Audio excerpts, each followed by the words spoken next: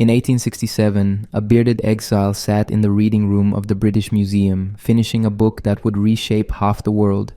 Karl Marx had no money, his children were dying of poverty-related illnesses, and he was writing about the inevitable collapse of capitalism. Exactly 100 years later, a small, intense woman in New York was completing a novel about a railroad executive that would sell millions of copies and inspire a generation of American capitalists. Ayn Rand had escaped Soviet Russia with nothing, and she was writing about the glory of individual achievement. They never met. They couldn't have. Marx died in 1883, before Rand was born.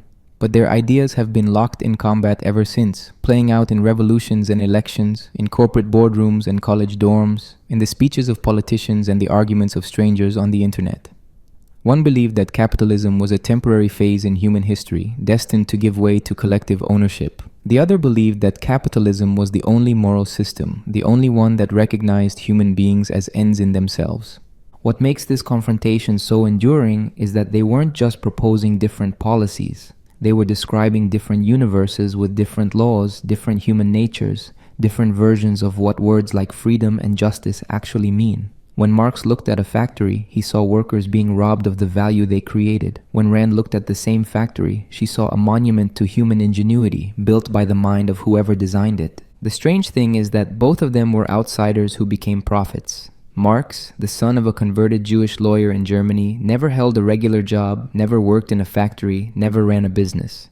He lived on money from his friend Engels, and spent his days reading economic theory and writing manifestos. Rand, born Elisa Rosenbaum in St. Petersburg, witnessed the Bolshevik Revolution as a teenager, saw her father's pharmacy confiscated, and carried that wound to America, where she reinvented herself completely, down to her name. They were both absolutists. Neither had much patience for compromise or nuance. Marx believed he had discovered the scientific laws of history, as certain as the laws of physics. Rand believed she had identified the one rational moral code, as provable as a mathematical theorem. This certainty gave them power. People don't build movements around maybe, or it depends. But it also meant that their followers often became as rigid as the ideas themselves. The world has tested both visions now. We've seen what happens when Marx's ideas take hold in Russia, China, Cuba, Cambodia. We've seen what happens when Rand's ideas influence policy in Reagan's America, Thatcher's Britain, in corporate culture and financial deregulation. Neither experiment produced exactly what its prophet predicted. But here's what's remarkable. Despite all the historical evidence, despite all the failures and unintended consequences, people still line up on both sides of this divide with religious fervor. Because underneath the economic theories and political systems, Marx and Rand were asking the same question with opposite answers. What do human beings owe each other? Marx said everything. We are social creatures, formed by our relationships, dependent on collective labor, and we owe each other a society where everyone's needs are met. Rand said nothing beyond voluntary agreement. We are sovereign individuals, responsible for our own lives, and we owe each other only respect for rights and honest trade. This wasn't an academic disagreement. Marx's answer led to planned economies, collective farms, workers' councils, and eventually to gulags and firing squads. Rand's answer led to free markets, property rights, limited government, and eventually to vast inequality and financial crashes. Both claimed to be championing human flourishing. Both accused the other of advocating slavery. What's fascinating is how much they actually agreed on, even as they reached opposite conclusions. Both hated religion. Both despised the aristocracy and inherited privilege. Both believed in reason and rejected mysticism. Both thought most people were living in illusion, accepting chains they didn't have to wear. Marx called it false consciousness, the worker who thinks he's free because he can choose his master. Rand called it altruism, the producer who thinks he's moral because he sacrifices himself to others. They even had similar personalities in some ways. Both were difficult, demanding, unable to accept criticism. Both created circles of devoted followers and expelled anyone who deviated from doctrine. Both wrote thousands of pages explaining their ideas and still felt misunderstood. Both died believing the world would eventually prove them right. But the surface similarities only make the fundamental opposition more striking. Because when you dig into their actual claims about reality, about what exists and what matters, you find two completely incompatible maps of human life. And here's the thing that keeps this argument alive. Both maps actually work to explain certain phenomena. Marx really does illuminate how power operates in economic systems, how wealth concentrates, how the game is rigged. Rand really does capture something about innovation, ambition, the psychology of achievement. The question is whether you can hold both insights at once, or whether accepting one means rejecting the other entirely. Most people intuitively try to split the difference, taking a little from column A and a little from column B. But Marx and Rand would both tell you that's impossible, that you have to choose, that there's no middle ground between individualism and collectivism, between property rights and common ownership, between the morality of self-interest and the morality of need. So who was right? The answer matters more than you might think, because right now, as inequality reaches levels not seen since the Gilded Age, as debates rage about socialism and capitalism, as young people question whether the system is working for them, we're essentially still arguing the Marx versus Rand question. We're just using different words. Karl Marx was not born a revolutionary. His father wanted him to be a lawyer, a respectable profession for an upwardly mobile Jewish family that had converted to Christianity to avoid Prussia's anti-Semitic laws. Young Karl enrolled at the University of Bonn, where he proceeded to get drunk, fight duels, and write romantic poetry. His father was not impressed. But something happened when Marx transferred to the University of Berlin. He encountered Hegel's philosophy, and it detonated in his mind like a bomb. Here was a way of thinking that saw everything in motion, everything in conflict, everything driving toward resolution. Hegel believed that history had a direction, a purpose, a logic. Ideas clashed with their opposites and created synthesis, moving consciousness forward. Marx would eventually turn this upside down, but first he had to marinate in it. He joined the Young Hegelians, a group of radical intellectuals who met in beer halls and argued about theology and politics. They were all about critique, tearing down the established order through pure thought. Marx wrote his doctoral dissertation on ancient Greek philosophy. He thought he might become a professor, but his radicalism made that impossible in Prussia, where the authorities didn't appreciate young men questioning everything. So Marx became a journalist, editing a liberal newspaper called the Rheinische Zeitung. This is where something crucial happened. Writing about economic questions, about laws regarding theft of wood and the poverty of Moselle wine growers, Marx realized he didn't actually understand how the economy worked. All his Hegelian philosophy couldn't explain why people were starving in the midst of plenty. He needed to study political economy. The newspaper was shut down by the censors. Marx married his childhood sweetheart, Jenny von Westphalen, a woman from an aristocratic family who was signing up for a life of poverty and exile. They moved to Paris, where Marx dove into economics, reading Adam Smith, David Ricardo, the French socialists. He was trying to figure out what was wrong with the system, why capitalism produced such obvious misery alongside such obvious wealth. Paris in the 1840s was buzzing with radical ideas. Workers' movements, socialist clubs, communist secret societies. Marx met Friedrich Engels, the son of a German textile manufacturer who ran his father's factory in Manchester, and wrote about the horrifying conditions of the English working class. They became instant friends, intellectual partners for life. Engels would support Marx financially for decades, making Marx's work possible. Together they started developing a new kind of socialism, one that wasn't based on utopian dreams but on what they called scientific analysis. The Paris intellectuals wanted to build perfect communities through moral persuasion. Marx thought that was naive. Change wouldn't come from good ideas, but from material forces, from the contradictions built into the economic system itself. The workers didn't need to be convinced that capitalism was bad. They needed to understand their power and use it. When Marx was expelled from Paris for his radical activities, he moved to Brussels. This is where he and Engels wrote the Communist Manifesto in 1848, just as revolutions were breaking out across Europe. Workers and students were taking to the barricades in Paris, Vienna, Berlin.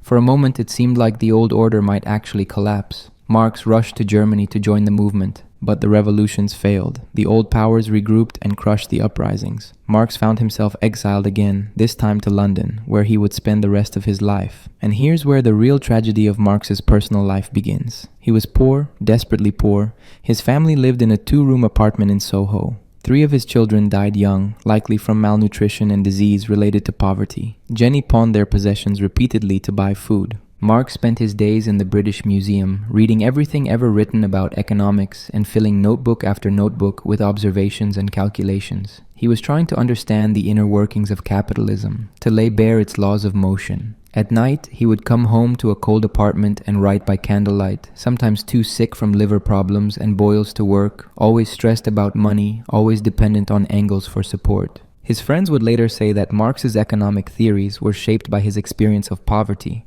But there's a paradox there. Marx wasn't a worker. He never experienced wage labor, never worked in a factory, never felt the discipline of a boss. His poverty was the poverty of an intellectual who refused to get a regular job, who insisted on pursuing his research regardless of the cost to his family. Jenny once said she could have borne the poverty if only Marx had shown some practical sense, but he wouldn't compromise. What drove him? Partly the conviction that he was uncovering fundamental truths about society. Partly the belief that capitalism's collapse was inevitable and his work would help hasten it. But also something else. Something you can feel in his writing. Anger. A burning rage at injustice, at the way the system crushed people, at the smugness of the bourgeoisie who claimed their wealth was earned when it was extracted from others' labor.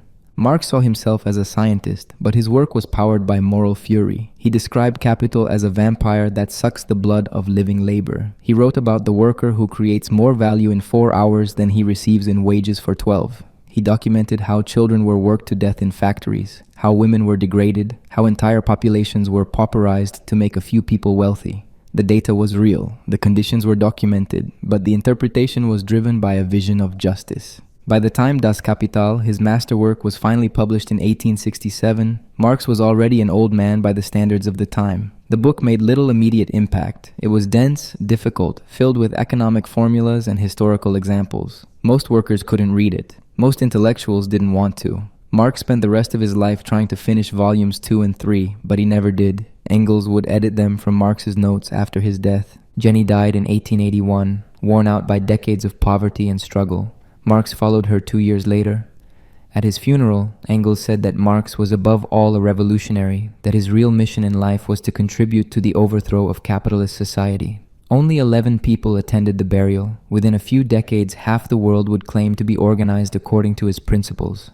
Elisa Rosenbaum was 12 years old when she watched soldiers nationalize her father's pharmacy in St. Petersburg. She understood immediately what was happening. This wasn't liberation. This was theft dressed up in idealistic language. The Bolsheviks talked about equality and justice, while men with guns took what her father had built. She never forgot that feeling, that recognition of the lie underneath the revolutionary rhetoric. Her family had been comfortable, middle class, Jewish but secular. Her father Zinovy owned his own business. They had an apartment, education, culture. Then came 1917, and all of that disappeared. The revolution didn't just take their property, it took their future. It declared that what they had built, what they had earned, belonged to the collective now. Young Elisa learned to stand in bread lines, to live with hunger, to see what happens when the state controls everything. But she had an escape inside her head. She loved stories, adventure tales, heroes who fought against impossible odds. She decided early that she would be a writer, that she would create stories about the kind of people the revolution hated. The ambitious, the individualistic, the ones who refused to subordinate themselves to the collective. Even as a teenager, she knew exactly what she was against. She studied philosophy and history at Petrograd State University, where she encountered both the ideas she would spend her life fighting and the logical tools she would use to fight them. The Soviets taught dialectical materialism as scientific truth. Elisa learned it well enough to reject it completely. She saw that Marxism was based on the premise that individuals didn't matter, that only classes and historical forces mattered. She would build a philosophy on precisely the opposite foundation. In 1926, she got out. She obtained permission to visit relatives in America, supposedly for a short visit. She knew she would never come back. At 21, Elisa Rosenbaum became Ayn Rand, a name she chose partly from her typewriter, the Remington Rand. She later claimed the first name came from a Finnish writer, but the details mattered less than the transformation. She had reinvented herself, shed her past, become American. Los Angeles was everything Soviet Russia wasn't. Bright, open, full of possibility. Rand got a job as a movie extra through sheer luck and determination, working on a Cecil B. DeMille film. She met Frank O'Connor on set, a handsome, struggling actor. She decided immediately that she would marry him, and she did, partly for love and partly because it would give her citizenship. She was always ruthlessly practical about getting what she needed. But Hollywood in the 1920s wasn't easy for an unknown screenwriter with a heavy Russian accent and radical ideas about individualism. Rand worked odd jobs, wrote screenplays that didn't sell, lived on very little. She was poor in America, but it was a different kind of poverty than Russia. Here, she was poor because she hadn't succeeded yet. In Russia, the system guaranteed that success was impossible for people like her family. That difference meant everything. Her first novel, We the Living, was based on her experiences in Soviet Russia. It was a love story set against the background of revolutionary tyranny, and it made her argument clear. The collective crushes the individual, communism destroys the human spirit, and those who preach sacrifice are really just demanding that others sacrifice to them. American publishers didn't know what to make of it. They finally published it in 1936, but it sold poorly. America was in the Depression, and many intellectuals were flirting with socialism. Rand watched this with horror. Here were Americans, living in the freest country on earth, romanticizing the Soviet Union, talking about the glories of the 5-year plan. She knew what they didn't know. She had lived under collectivism. She understood what it actually meant. Gray faces, empty stores, the knock on the door at midnight, the deadening of all ambition and joy. How could these intellectuals be so blind? She started working on a novel that would be her answer, a story about an architect who refuses to compromise his vision. Howard Rourke in The Fountainhead was everything the collectivists hated: selfish, arrogant, unwilling to put society's needs above his own creative judgment.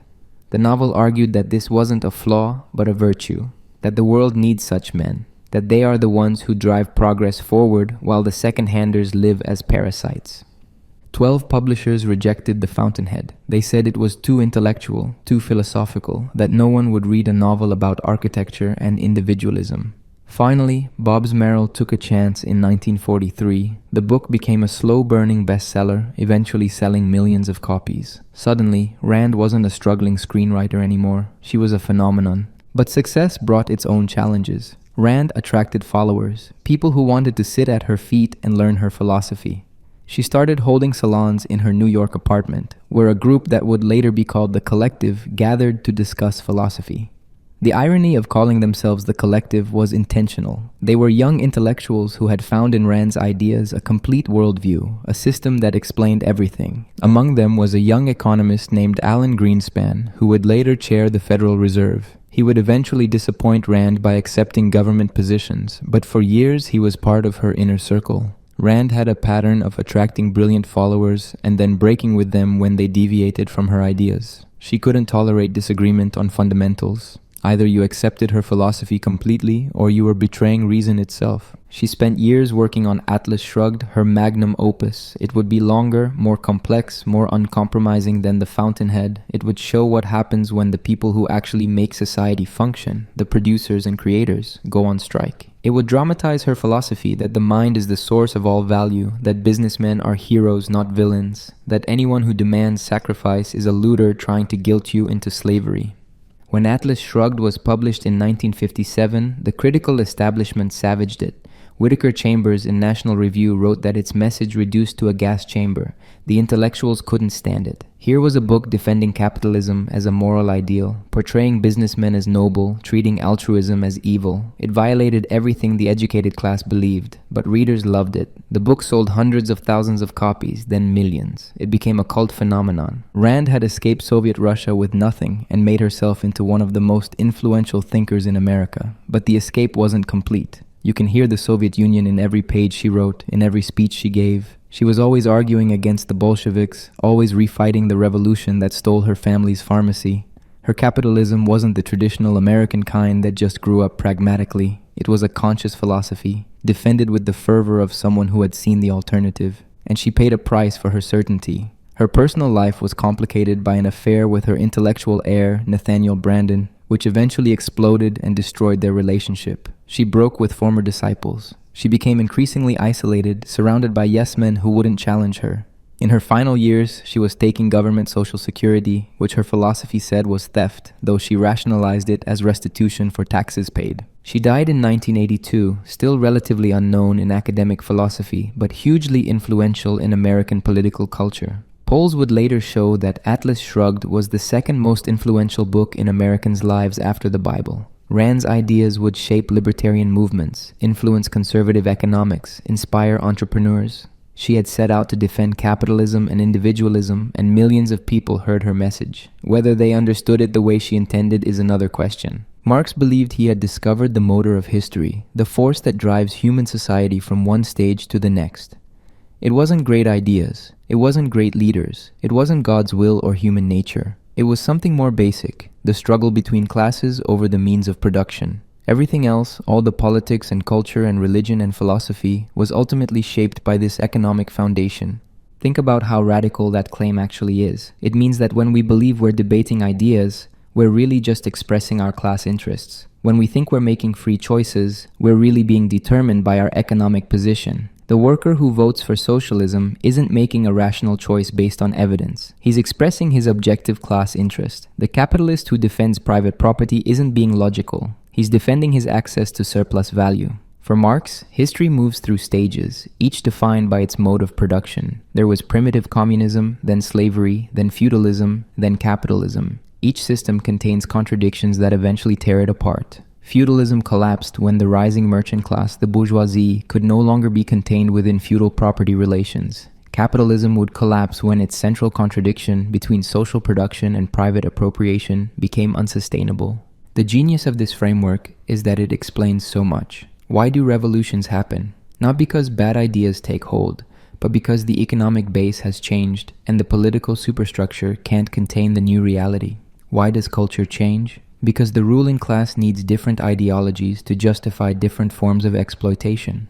Why do workers accept their oppression? Because the system produces false consciousness, making exploitation seem natural. But here's where it gets tricky. If ideas are just expressions of class interest, then what about Marx's own ideas? Was he just expressing the interest of the proletariat? But he wasn't a proletarian. He was an intellectual, living on money from Engels, who was literally a factory owner. Marx tried to escape this trap by claiming he had achieved scientific objectivity, that he had transcended ideology.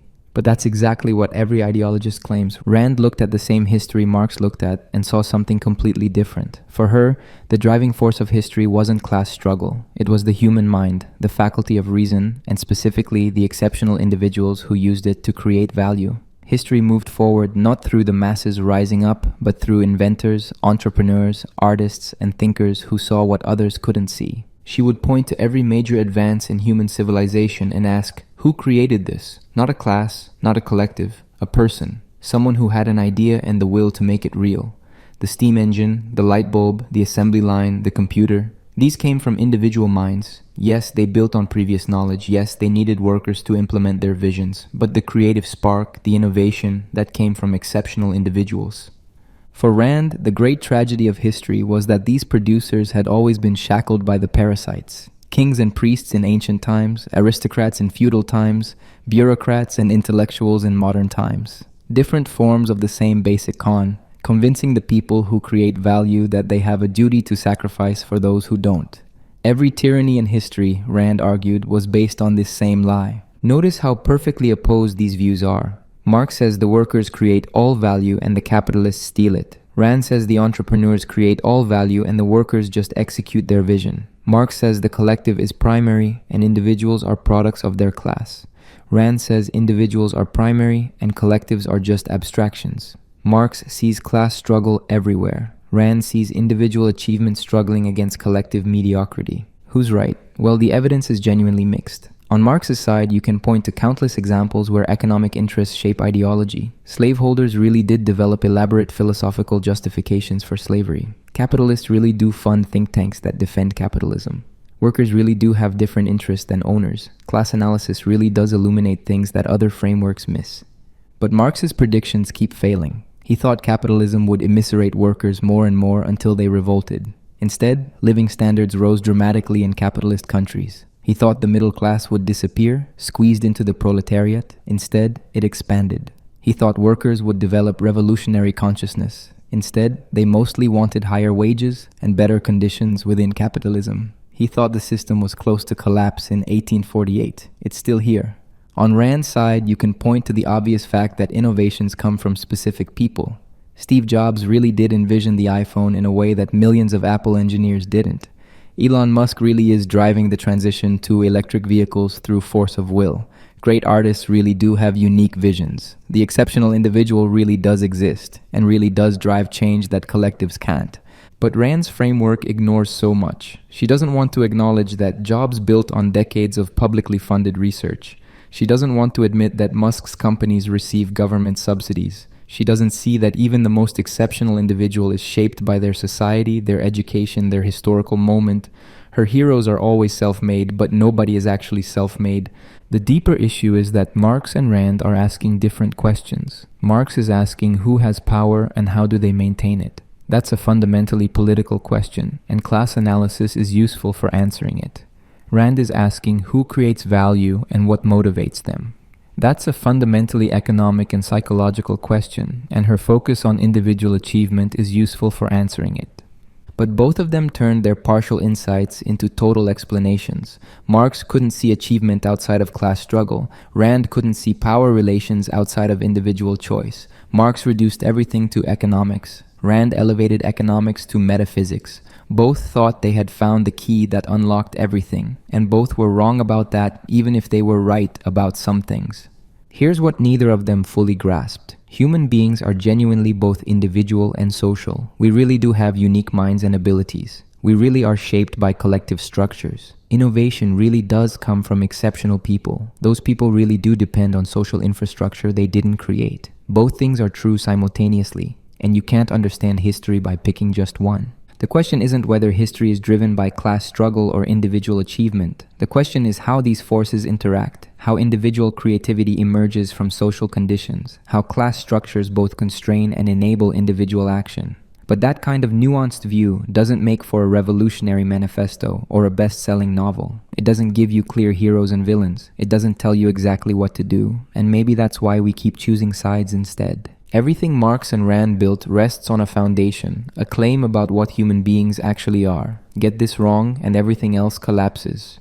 Marx believed humans are fundamentally social creatures, formed by their relationships, incomplete without community. Rand believed humans are fundamentally individual entities, sovereign minds that happen to live among other sovereign minds. This isn't a minor disagreement. It's a different ontology, a different answer to the question, what is a person? For Marx, talking about the isolated individual is like talking about a fish outside of water. It's not just that we live in society, it's that we are constituted by social relations. Your consciousness, your desires, your very sense of self, these emerge from your interactions with others and your position in the economic structure. The bourgeois individual who thinks he's a self-made man is suffering from an illusion. He was made by the society that educated him, the infrastructure that enabled his business, the workers who executed his plans, the legal system that protected his property. Marx traced this back to human evolution. What made us human wasn't individual intelligence. It was cooperation, language, collective labor. Early humans survived not because they were individually strong, but because they worked together. They hunted in groups, shared food, developed culture through collective effort. Our nature is social all the way down. Even our capacity for reason is a social product, developed through language, which is itself inherently collective. This has profound implications. If humans are social by nature, then capitalism is unnatural. It forces us to compete when we should cooperate. It isolates us when we need community. It treats labor as a commodity when it should be understood as our species being, our essential creative activity. The misery under capitalism isn't just economic, it's existential. We're being forced to live in a way that violates our nature. Marx pointed to the division of labor as evidence. Under capitalism, the worker doesn't create whole products. He performs one repetitive task in a vast machine he doesn't control. This is alienating not just because it's boring, but because it severs the worker from his own creative essence. A medieval craftsman making shoes from start to finish was expressing himself, creating something whole. A factory worker tightening the same bolt 8 hours a day is not living a human life. The solution, for Marx, was to reorganize society to align with our social nature, common ownership of the means of production, collective decision-making, from each according to ability to each according to need. Not because this is morally superior, though Marx thought it was, but because this is what human beings actually are. We flourish when we cooperate, when we're embedded in genuine community, when we contribute to the whole. Rand looked at the same human species and saw something entirely different. For her, consciousness is the fundamental fact, and consciousness is individual. Your thoughts are yours alone. Your perceptions happen in your mind. Your reasoning is your own. You can communicate with others, but you can't think collectively. There's no such thing as group consciousness, group mind, collective reasoning. These are dangerous mystical concepts. What makes us human, Rand argued, is our capacity for rational thought. Animals survive by instinct. Humans have to think to figure out how to survive and flourish, and thinking is inherently individual. You can learn from others, but you can't outsource your reasoning. Each person must observe reality, identify patterns, make judgments, take action. This is the human condition, having to use your mind to live. From this, Rand derived everything else. If survival requires thinking and thinking is individual, then each person must be free to use their mind and act on their judgment. They must be able to keep the products of their thought and labor because these are extensions of their mind, their self. Property rights aren't arbitrary conventions. They're recognition of metaphysical facts about human nature. Rand acknowledged that humans can benefit from cooperating, from trading with each other, from specialization. But she insisted that genuine cooperation is voluntary exchange between self-interested individuals, not sacrifice or subordination to the collective. When Steve Jobs and Steve Wozniak built Apple together, that was cooperation, but it was cooperation between two individuals pursuing their own values. Neither was sacrificing for the other. Each was acting in his rational self-interest. The key word there is rational. Rand wasn't defending mindless selfishness or predatory behavior. She was defending the principle that each person should pursue their own happiness through productive work and voluntary trade, using reason as their guide. This is natural. This is human. What's unnatural is demanding that people sacrifice their interests for others, which is what altruism requires. For Rand, Marx's social human is a fiction created to justify exploitation. When you tell people they're nothing without the collective, you're softening them up to be ruled by whoever claims to speak for the collective. The individual who knows he creates value through his own mind won't easily submit to authority. But convince him he's just a cell in the social organism, and he'll accept his subordination as natural. So who's right about human nature? The evidence is, frustratingly, mixed again. Humans really are profoundly social. Infants die without social connection. Our brains are wired for empathy, for reading faces, for language. We form groups spontaneously. We care deeply about our reputation in the community. Solitary confinement is torture precisely because isolation violates something fundamental in us. Marx was onto something real. But humans are also clearly individual centers of consciousness. You really do have private thoughts. You really can reason independently. You really can make choices that go against social pressure. Innovators really do see things others don't.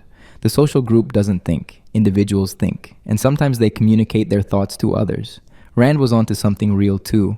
The deeper problem is that both Marx and Rand are trying to reduce a complex duality to a simple essence. Humans are genuinely both individual and social, and we can't be understood by choosing one pole. Yes, we're social creatures who depend on others and are shaped by our relationships. Yes, we're individual minds with unique perspectives and the capacity for independent thought. Both are true. Consider language. It's inherently social, as Marx would emphasize. You can't have a private language. The words you're hearing right now carry meanings established by collective use over generations. You didn't invent English, you inherited it from your speech community, but it's also individual, as Rand would emphasize. You're interpreting these words in your own mind, connecting them to your own experiences, forming your own understanding. No one else has exactly your interpretation, or consider creativity. Great innovations often come from individuals, as Rand emphasized. But those individuals are always building on a foundation of collective knowledge, as Marx emphasized. Newton said he stood on the shoulders of giants. Einstein's relativity depended on mathematics developed by others. You can't separate individual genius from social context. They're intertwined. The practical implications are enormous. If Marx is right and we're fundamentally social, then individualistic capitalism really is making us miserable, and we need to reorganize around collective values. If Rand is right and we're fundamentally individual, then collectivist systems really are crushing the human spirit, and we need to protect individual liberty above all. But what if the answer is that we need both? What if we need social safety nets and individual freedom? What if we need community and autonomy? What if we need systems that recognize both our dependence on others and our individual agency? Neither Marx nor Rand would accept this compromise, but maybe the complexity of human nature demands it. Here's the thing neither of them wanted to acknowledge. Human nature is flexible enough to adapt to different systems. We can live in collectivist societies and find meaning in contributing to the group. We can live in individualist societies and find meaning in personal achievement. We're remarkably adaptable. The question isn't what we are by nature. The question is what kind of people we want to become, what kind of society brings out the best in us. Marx and Rand both thought they were describing fixed truths about human nature, but maybe they were actually prescribing visions of what humans could be. Marx was saying, we could be cooperative, communal, living for each other. Rand was saying, we could be independent, rational, living for ourselves. Both are possibilities. Both have been tried. Both have costs and benefits. Neither is simply natural or unnatural. The tragedy is that by insisting on one pole of human nature, both Marx and Rand blinded themselves to legitimate insights from the other side. Marx couldn't see the real human need for autonomy, for individual expression, for the pride of personal achievement. Rand couldn't see the real human need for belonging, for contributing to something larger, for being embedded in community.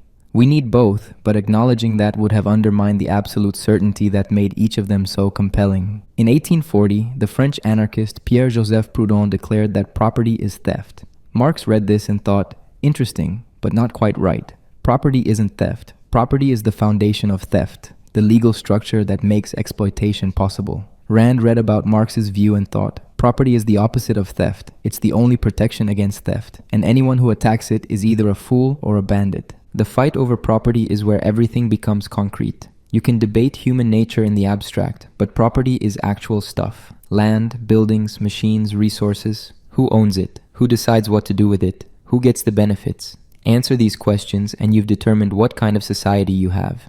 For Marx, private property in the means of production is the root of all exploitation under capitalism. Notice the careful phrase, means of production. Marx wasn't primarily concerned with personal property, your toothbrush, or your clothes. He was concerned with productive property, factories, farms, mines, machinery.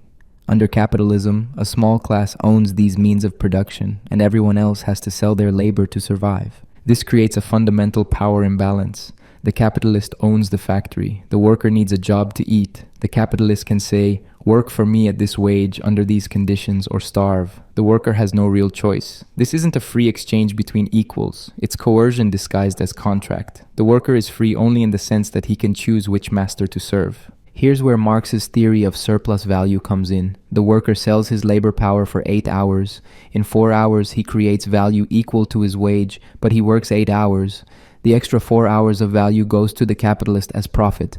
This is the surplus value, the unpaid labor that the capitalist extracts. It's legal, it's normal, but it's still exploitation, taking value that labor created, and it compounds. The capitalist uses the profit to buy more machinery, hire more workers, extract more surplus value, wealth concentrates, capital accumulates. Meanwhile, the workers remain workers, selling their labor to survive. Private property in the means of production ensures that those who own get richer and those who work stay poor no matter how hard they work. Marx pointed to history. How did the capitalists acquire their property in the first place? Through what he called primitive accumulation, enclosures that drove peasants off common land, colonialism that stole resources, slavery that built fortunes.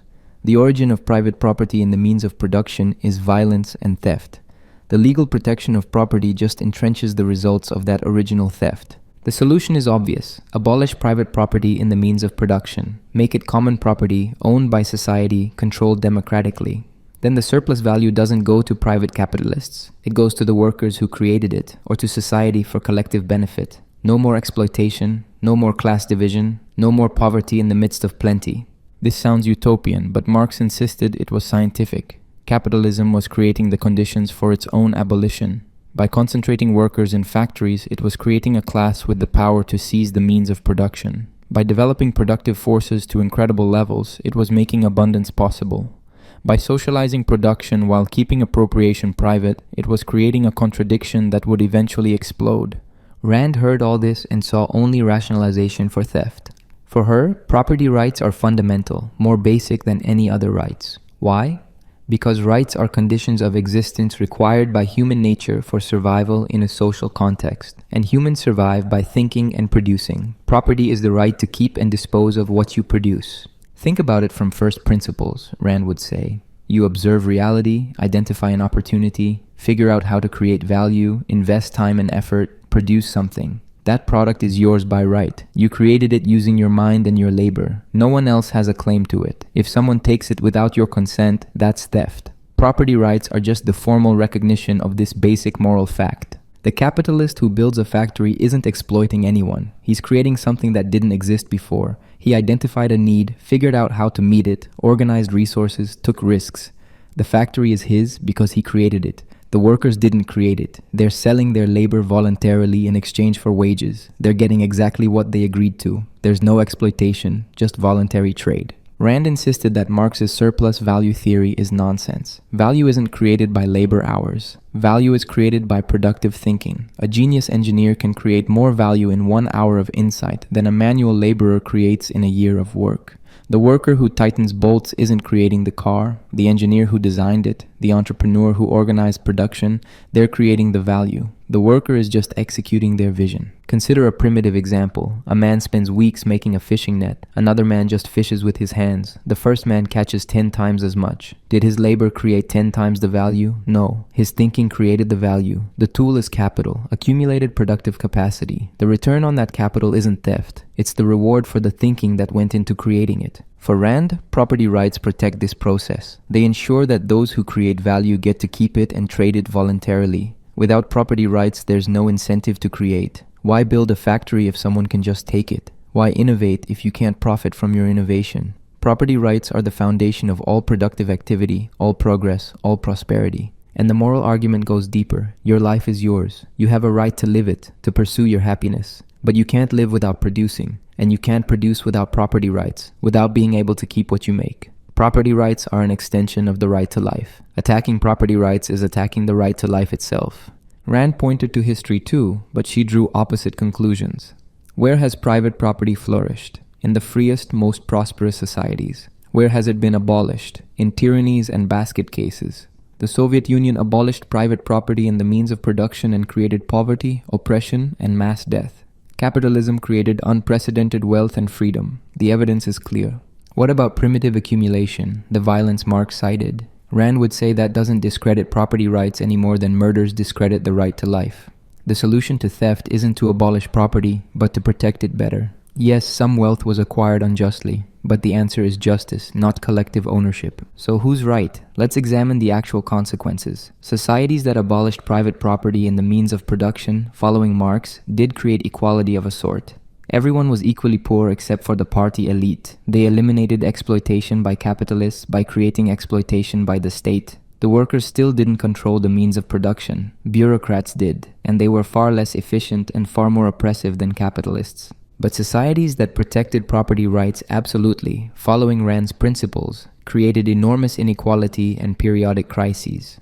The workers do sell their labor, but the bargaining power really is unequal. The owner can wait, the worker who needs to eat cannot. The claim that all exchange under capitalism is voluntary ignores the coercion of necessity. You're free to choose which job to take, but you're not free to not work if you want to survive. Here's a question both sides avoid. Where does the value of natural resources come from? If I own land that happens to have oil under it, did I create that value?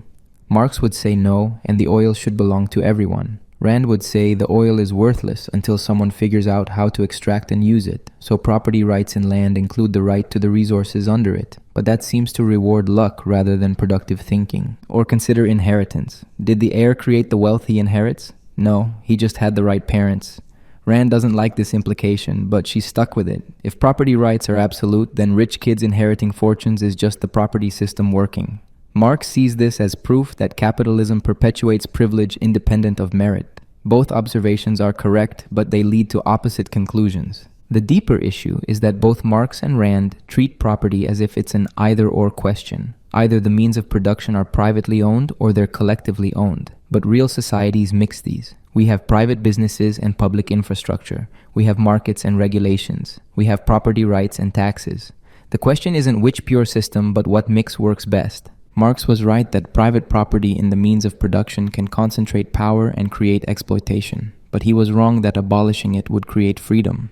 State ownership just transfers power from capitalists to bureaucrats, and bureaucrats are often worse. Rand was right that property rights protect individual liberty and enable prosperity, but she was wrong that they're sufficient for justice. Markets need rules and power imbalances need correction. What if property rights are useful tools that need to be designed carefully, not metaphysical absolutes or forms of theft? What if we need private property to harness individual initiative, but also need limits on that property to prevent domination? What if both Marx and Rand were describing real problems with property but proposing solutions that created worse problems? Neither would accept this pragmatic approach. For Marx, it's a half measure that leaves exploitation in place. For Rand, it's a violation of rights that undermines the whole system. But maybe the messy middle is where actual human societies have to live, balancing the insights from both sides while committing fully to neither. Every morning, millions of people wake up, get dressed, and go to work. They spend 8 hours or more doing what their employer tells them to do, then go home with a paycheck. Marx looked at this and saw systematic robbery. Rand looked at it and saw voluntary cooperation. This isn't a minor interpretive difference. It's two completely incompatible descriptions of the same reality. For Marx, the key is understanding what the worker actually sells. He doesn't sell labor, the actual working. He sells labor power, his capacity to work for a period of time. The capitalist buys this capacity for 8 hours, pays a wage that covers the worker's costs of reproduction, his food and shelter and basic needs, then extracts as much actual work as possible during those 8 hours. Here's the crucial move. The value that labor creates during those 8 hours exceeds the value of the labor power that was purchased. If it didn't, there would be no profit. The capitalist pays for 6 hours of labor power but gets 8 hours of labor. The difference is surplus value, unpaid labor, exploitation. It's built into the system. It's not an accident or abuse. It's how capitalism works. Think about a garment factory. A worker sews shirts. She can make 10 shirts in 8 hours. The materials for each shirt cost $2. She's paid $15 for the day. Each shirt sells for $5. 10 shirts times $5 is $50. Minus $20 for materials, minus $15 for wages equals $15 profit. Where did that $15 come from? From her unpaid labor. She created $50 of value but received only $15. The capitalist will say he's entitled to profit because he provided the factory, the machines, the materials. But where did he get those? From previous surplus value extracted from previous workers. Capital is accumulated unpaid labor. The whole system is a process of workers creating value and capitalists taking it. The fact that it's legal, that contracts are signed, doesn't change the underlying reality.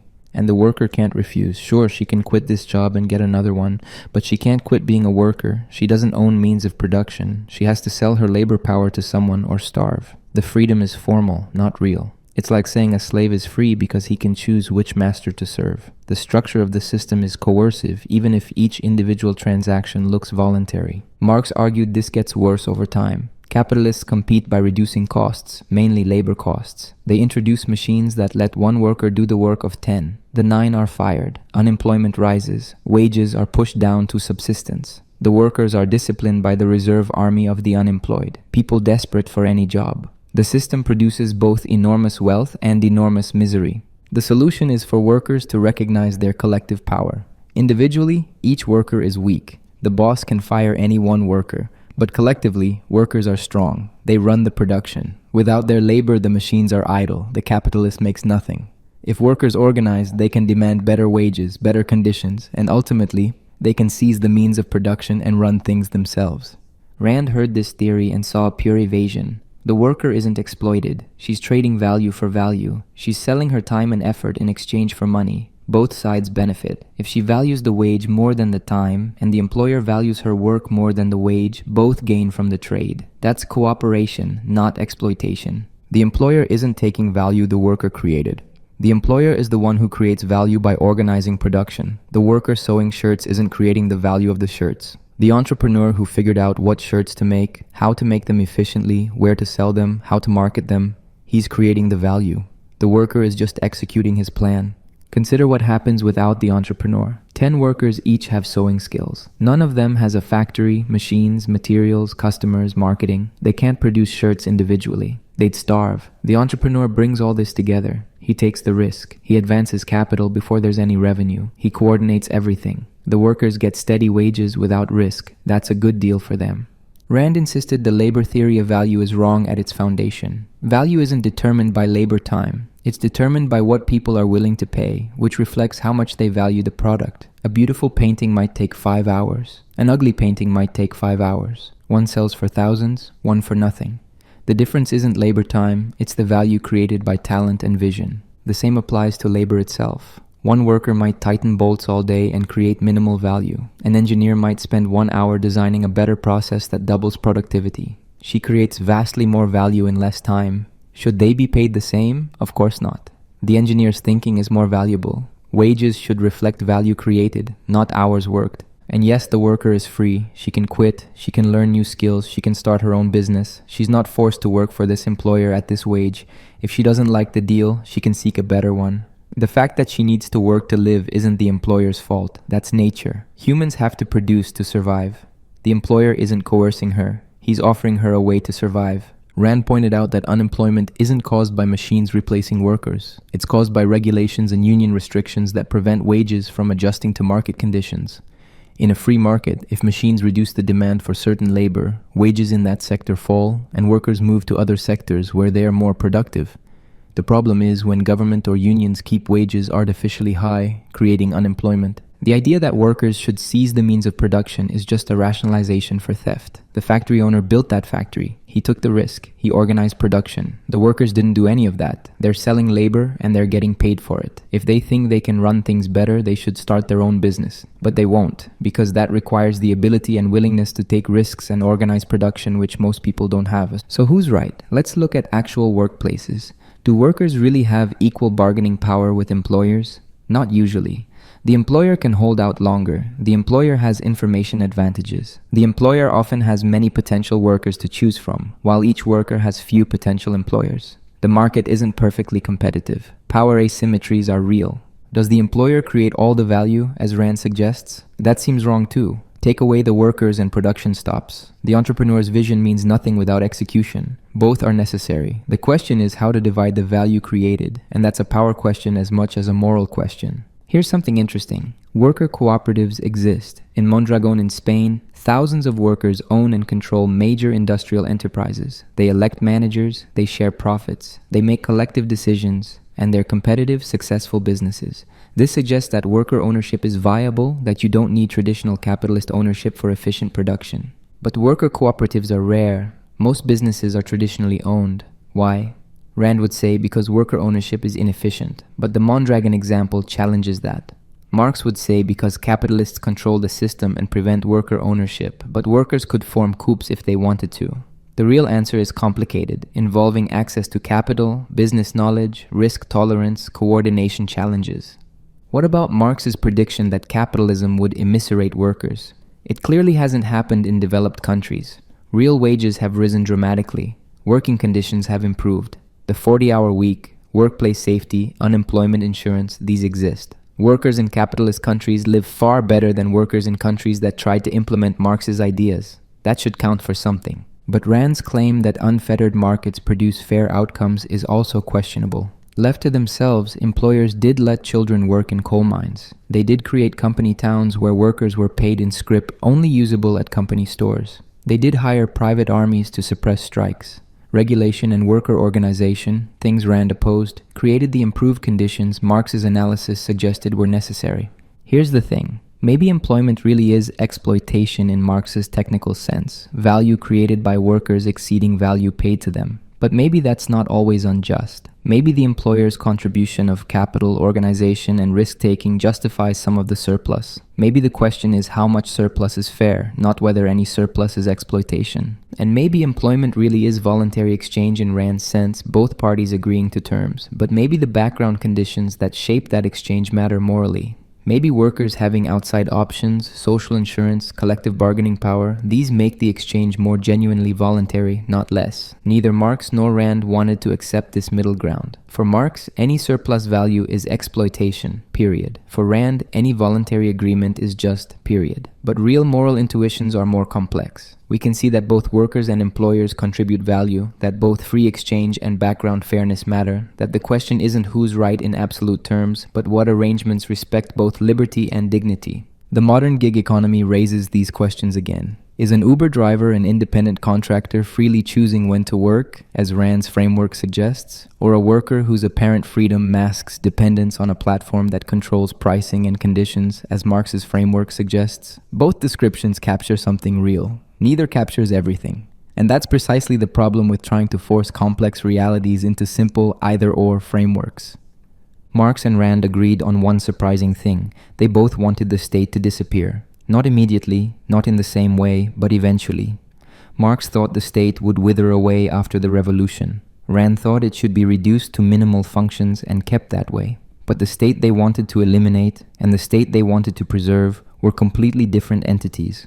For Marx, the state is essentially an instrument of class domination. It looks neutral, it claims to serve everyone, But really, it exists to protect the property and privileges of the ruling class.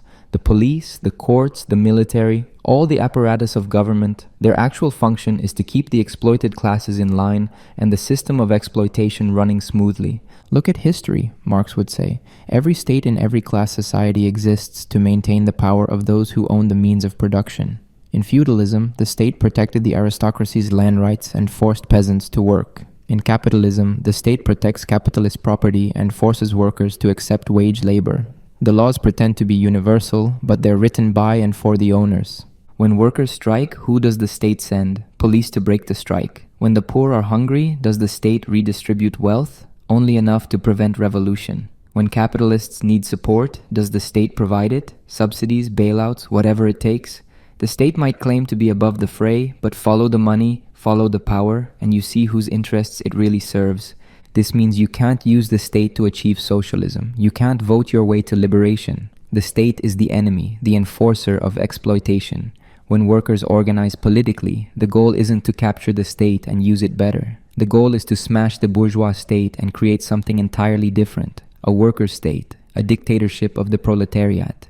Now that phrase sounds ominous, but Marx meant something specific. Not a dictatorship of one person, but class dictatorship, ruled by the working class instead of the capitalist class. During the transition from capitalism to communism, you need state power to expropriate the expropriators, to seize the means of production, to suppress the former ruling class that will try to regain power. But this worker state is fundamentally different from previous states. Previous states existed to protect minority rule. The worker state exists to represent the majority, to organize production for social benefit rather than private profit. And because it's not protecting exploitation anymore because classes are being abolished, the state starts to lose its reason for existing. As class distinctions disappear, as production is organized cooperatively, as people get used to working for the common good rather than private gain, you don't need the coercive apparatus of the state anymore. The state withers away, not by decree but by becoming unnecessary. Administration of things replaces government of people. You still need coordination, planning, organization, but you don't need police and prisons and military to keep one class down. This is the ultimate vision, a communist society without state, without classes, without exploitation. People contribute according to their ability and receive according to their need. There's abundance because productive forces have developed so much. There's harmony because the basis of conflict, class interest, has disappeared. The state, that instrument of oppression, is finally gone. Rand heard this and saw a nightmare dressed as utopia. For her, the state is not inherently an instrument of class domination. It's a necessary institution for protecting individual rights. The problem isn't that we have states. The problem is that we have the wrong kind of states, ones that violate rights instead of protecting them. The proper function of government, Rand argued, is to secure individual rights by banning the initiation of force. Rights can be violated only through force. Murder, robbery, assault, fraud. No individual should initiate force, but we need an institution with a monopoly on retaliatory force to protect us from those who would violate our rights. That's the government. It needs 3 branches: police to protect us from criminals, courts to settle disputes objectively, military to protect against foreign aggression. That's it. Everything else is outside the proper scope of government. No redistribution, no regulation beyond fraud prevention, no social programs. The government's job is to be a night watchman, keeping the peace so individuals can live freely. Why limit it this way? Because rights can't conflict if they're understood properly. You have a right to life, but that doesn't mean others must provide you with food. It means they can't kill you. You have a right to liberty, but that doesn't mean others must employ you. It means they can't enslave you. You have a right to property, but that doesn't mean you're entitled to others' property. It means they can't steal yours. If government does more than protect rights, it necessarily violates rights. If it redistributes wealth, it's stealing from some to give to others. If it regulates business beyond banning force and fraud, it's restricting freedom. If it provides services, it's either forcing people to pay through taxes or creating privileges. Every expansion of government beyond its proper function is an injustice. Rand looked at Marx's vision of the state withering away and saw a recipe for dictatorship. The dictatorship of the proletariat, even if it starts with good intentions, becomes a dictatorship of whoever claims to speak for the proletariat. There's no actual mechanism for the state to wither away. Power doesn't voluntarily relinquish itself. The workers' state becomes a totalitarian state, and that's exactly what happened in every country that tried to implement Marx's ideas. The solution isn't to give the state more power to fix social problems. It's to limit state power strictly to rights protection. Free individuals trading voluntarily will create prosperity far exceeding anything a planned economy can achieve. The state can't create wealth. It can only protect the conditions that let individuals create wealth. Keep it small, keep it limited, and keep it focused on its one legitimate function. What do we see in practice? Well, every attempt to implement Marx's vision of a worker state has created massive state power that never withered. The Soviet Union, China, Cuba, these became or are totalitarian states with enormous bureaucracies, secret police, censorship, control over every aspect of life. The state grew rather than withered, and it was far more oppressive than the capitalist states Marx criticized. But every attempt to implement Rand's minimal state has also run into problems. Markets without regulation produce monopolies, pollution, financial crises. Pure contract freedom can lead to awful working conditions, child labor, debt peonage. Even most self-described libertarians accept that we need environmental regulations, antitrust law, financial oversight. The night watchman state seems to let some rights violations happen. Here's the core tension. Marx is right that state power often serves the powerful, but his solution of a worker state concentrated even more power and made things worse. Rand is right that state power can violate rights, but her solution of minimal government might leave people vulnerable to private power. Consider healthcare. Rand says the government shouldn't provide it. That would mean taking from some to give to others. If you want healthcare, buy it or convince a doctor to treat you voluntarily. But what about someone too poor to buy it and too sick to work? Rand says that's unfortunate but not a rights violation. Marx would say that's exactly why we need collective provision, treating health as a social right, not a commodity. Who's right? Well, every developed country except the United States provides universal healthcare through government, and they get better health outcomes at lower cost. That suggests maybe healthcare doesn't work well as a pure market commodity, but government-run economies have failed spectacularly at producing consumer goods. That suggests maybe markets are better at some things than others. What if the real question isn't whether to have more or less state, but what the state should do? What if police and courts aren't sufficient to protect liberty, but we also need environmental protection, anti-monopoly enforcement, minimum standards for working conditions? What if we need some redistribution not to violate property rights but to maintain the social conditions that make rights meaningful? Marx would reject this as reformism that leaves exploitation intact. Rand would reject it as rights violations that undermine the whole system. But maybe insisting on total consistency, on implementing a complete philosophy, is less important than figuring out what actually works to let people live well. The historical record suggests that mixed economies with markets and regulations, private property and social insurance, individual liberty and collective provision, these have worked better than either pure capitalism or pure communism. Neither Marx's workers' state nor Rand's night watchman state exists anywhere in successful form. What exists is messy compromise. But here's what's fascinating. Both Marx and Rand inspire dissatisfaction with the compromise. Marx's critique shows how even regulated capitalism maintains exploitation and inequality. Rand's critique shows how even limited government intervention restricts freedom and efficiency. Neither lets us rest comfortably in the middle. Both demand we think about whether we can do better. And maybe that perpetual dissatisfaction, that refusal to accept the status quo as inevitable, is the real value of engaging with absolute positions, even if we can't fully embrace them.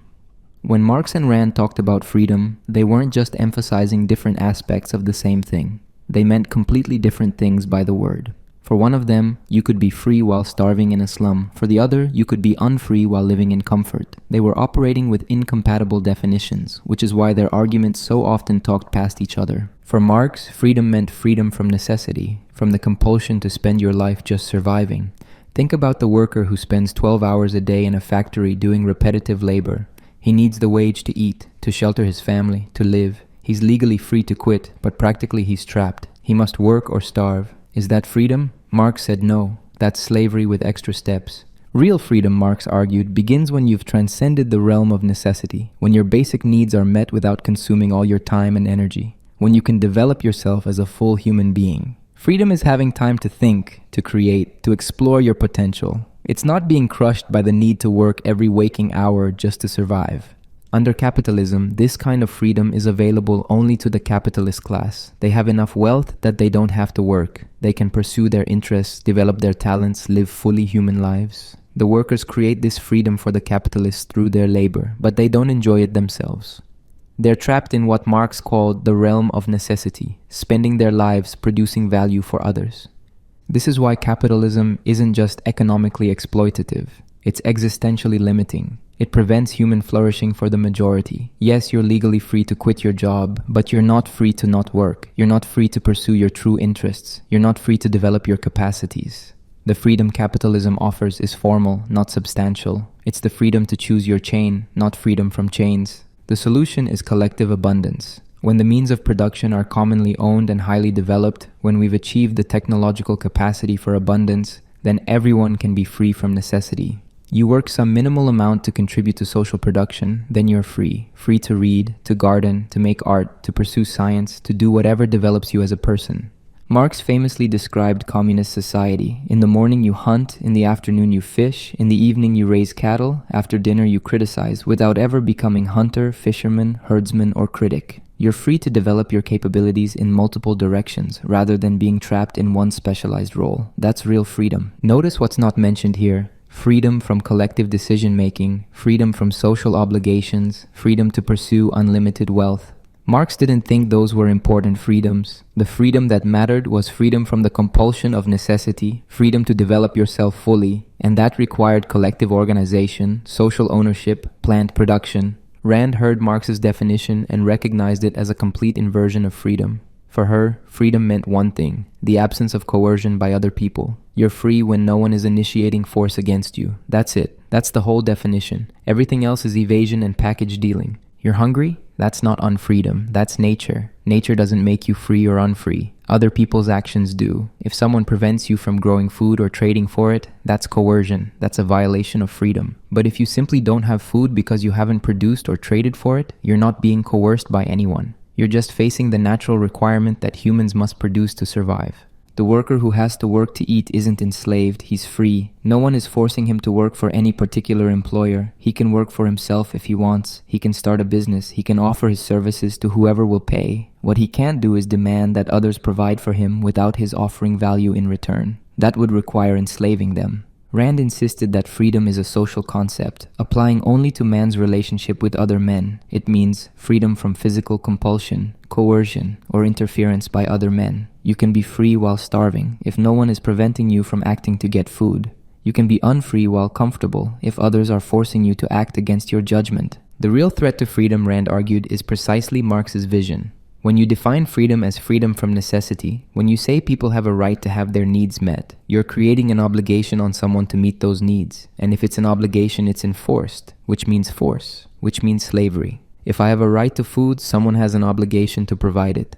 The farmer must grow food for me, but what if he doesn't want to? Then he must be forced. If I have a right to housing, someone must build houses. If they refuse, force them. If I have a right to healthcare, doctors must treat me. If they refuse, force them. Every economic right is a claim on someone else's life and effort. Every economic right requires slavery. Rand's freedom is purely negative, freedom from coercion. It doesn't promise you anything except that others won't use force against you. It doesn't guarantee you food or shelter or healthcare. It guarantees only that you're free to pursue these things. If you succeed, you keep the rewards. If you fail, that's your problem. Harsh? Maybe. But it's the only freedom compatible with recognizing each person as an end in themselves. The positive freedom Marx championed, freedom to do things, freedom from necessity, this requires organizing society to guarantee outcomes.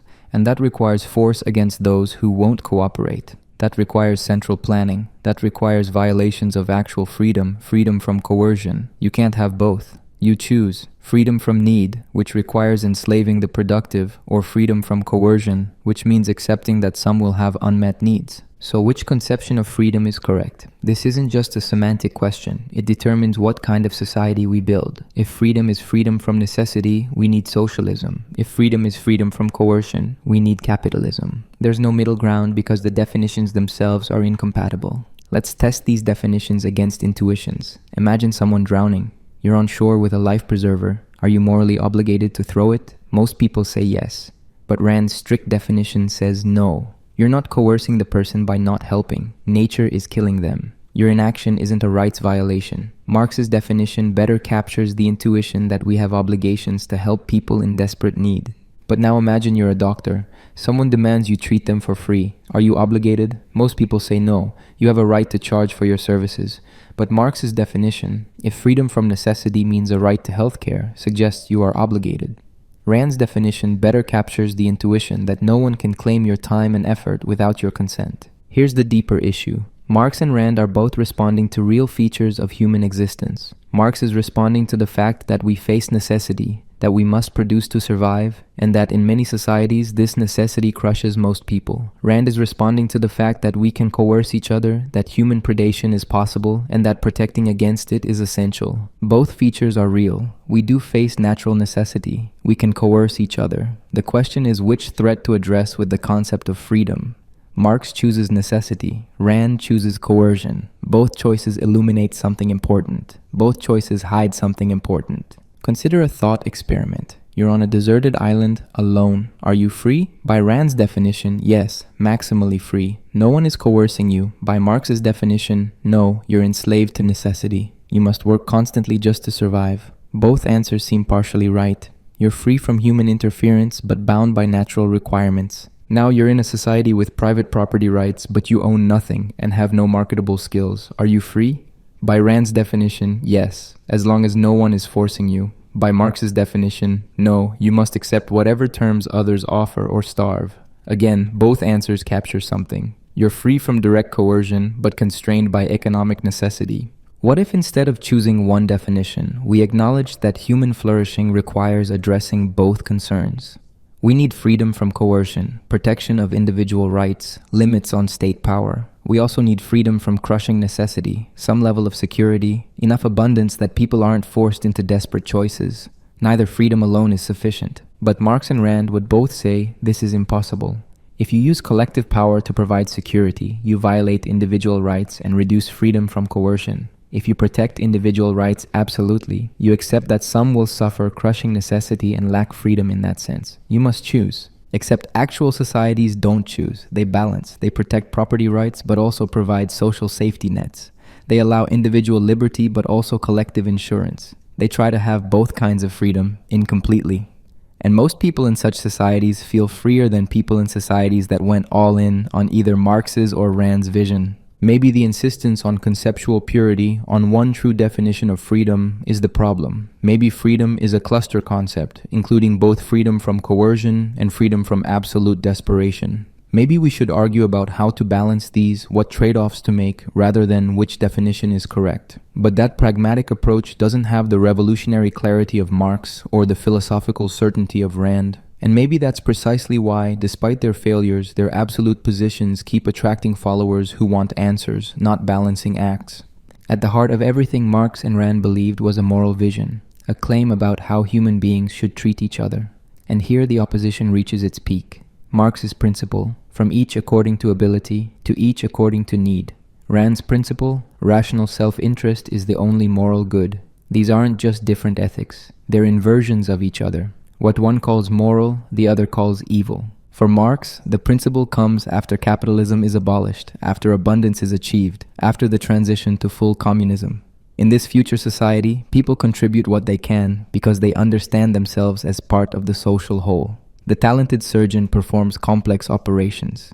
The skilled teacher educates children. The strong laborer does physical work. Each gives according to their ability, their capacity, and each receives according to their need. Not according to their contribution, not according to their value, according to what they actually need to flourish as a human being. The surgeon doesn't get more because his contribution is more valuable. Everyone gets what they need because society has achieved abundance and because human beings are recognized as ends in themselves, not means to each other's ends. This isn't charity, it's not sacrifice, it's the natural expression of human social nature. Once we've overcome scarcity and the competition it produces, once we've abolished classes and the antagonism they create, people will want to contribute to the common good.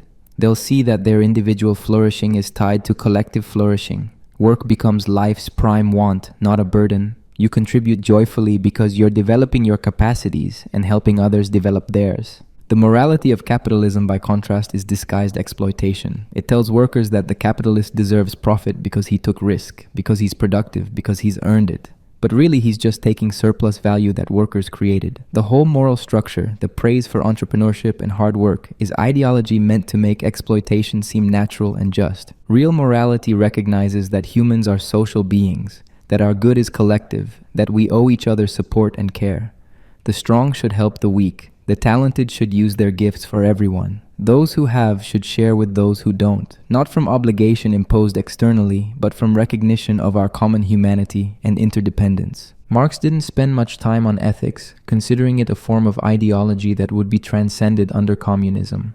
But his vision is clearly communitarian. The individual is embedded in community. Morality is about serving the collective good. Self-interest opposed to social interest is a product of capitalism, of the competitive struggle for survival. It's not a natural or desirable moral foundation. Rand read this and saw the most vicious morality ever proposed, from each according to ability to each according to need. Let's examine what that actually means. It means the more able you are, the more is demanded from you. The more productive, the more creative, the more talented you are, the more you owe others. It's a moral penalty on achievement. And the more needy you are, the more claim you have on others. The less productive, the less capable, the more dependent you are, the more others must sacrifice for you. It's a moral reward for incompetence and failure. It inverts justice completely, punishing ability and rewarding need.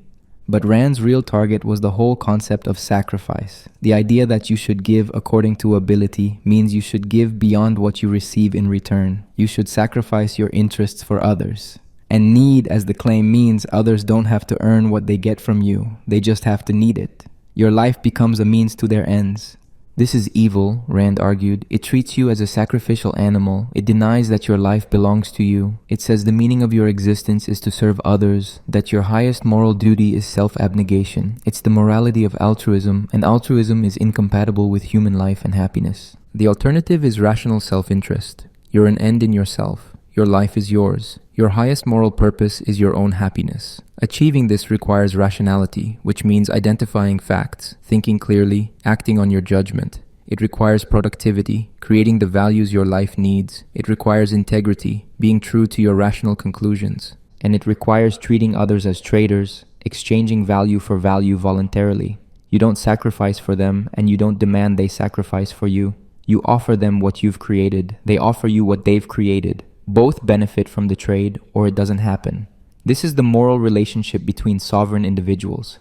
This isn't crude hedonism or mindless greed. Rational self-interest means long-term self-interest, understood through reason, not whim. It means productive work, not predation. It means creating value, not taking it. And it means virtues: rationality, independence, integrity, honesty, justice, productiveness, pride.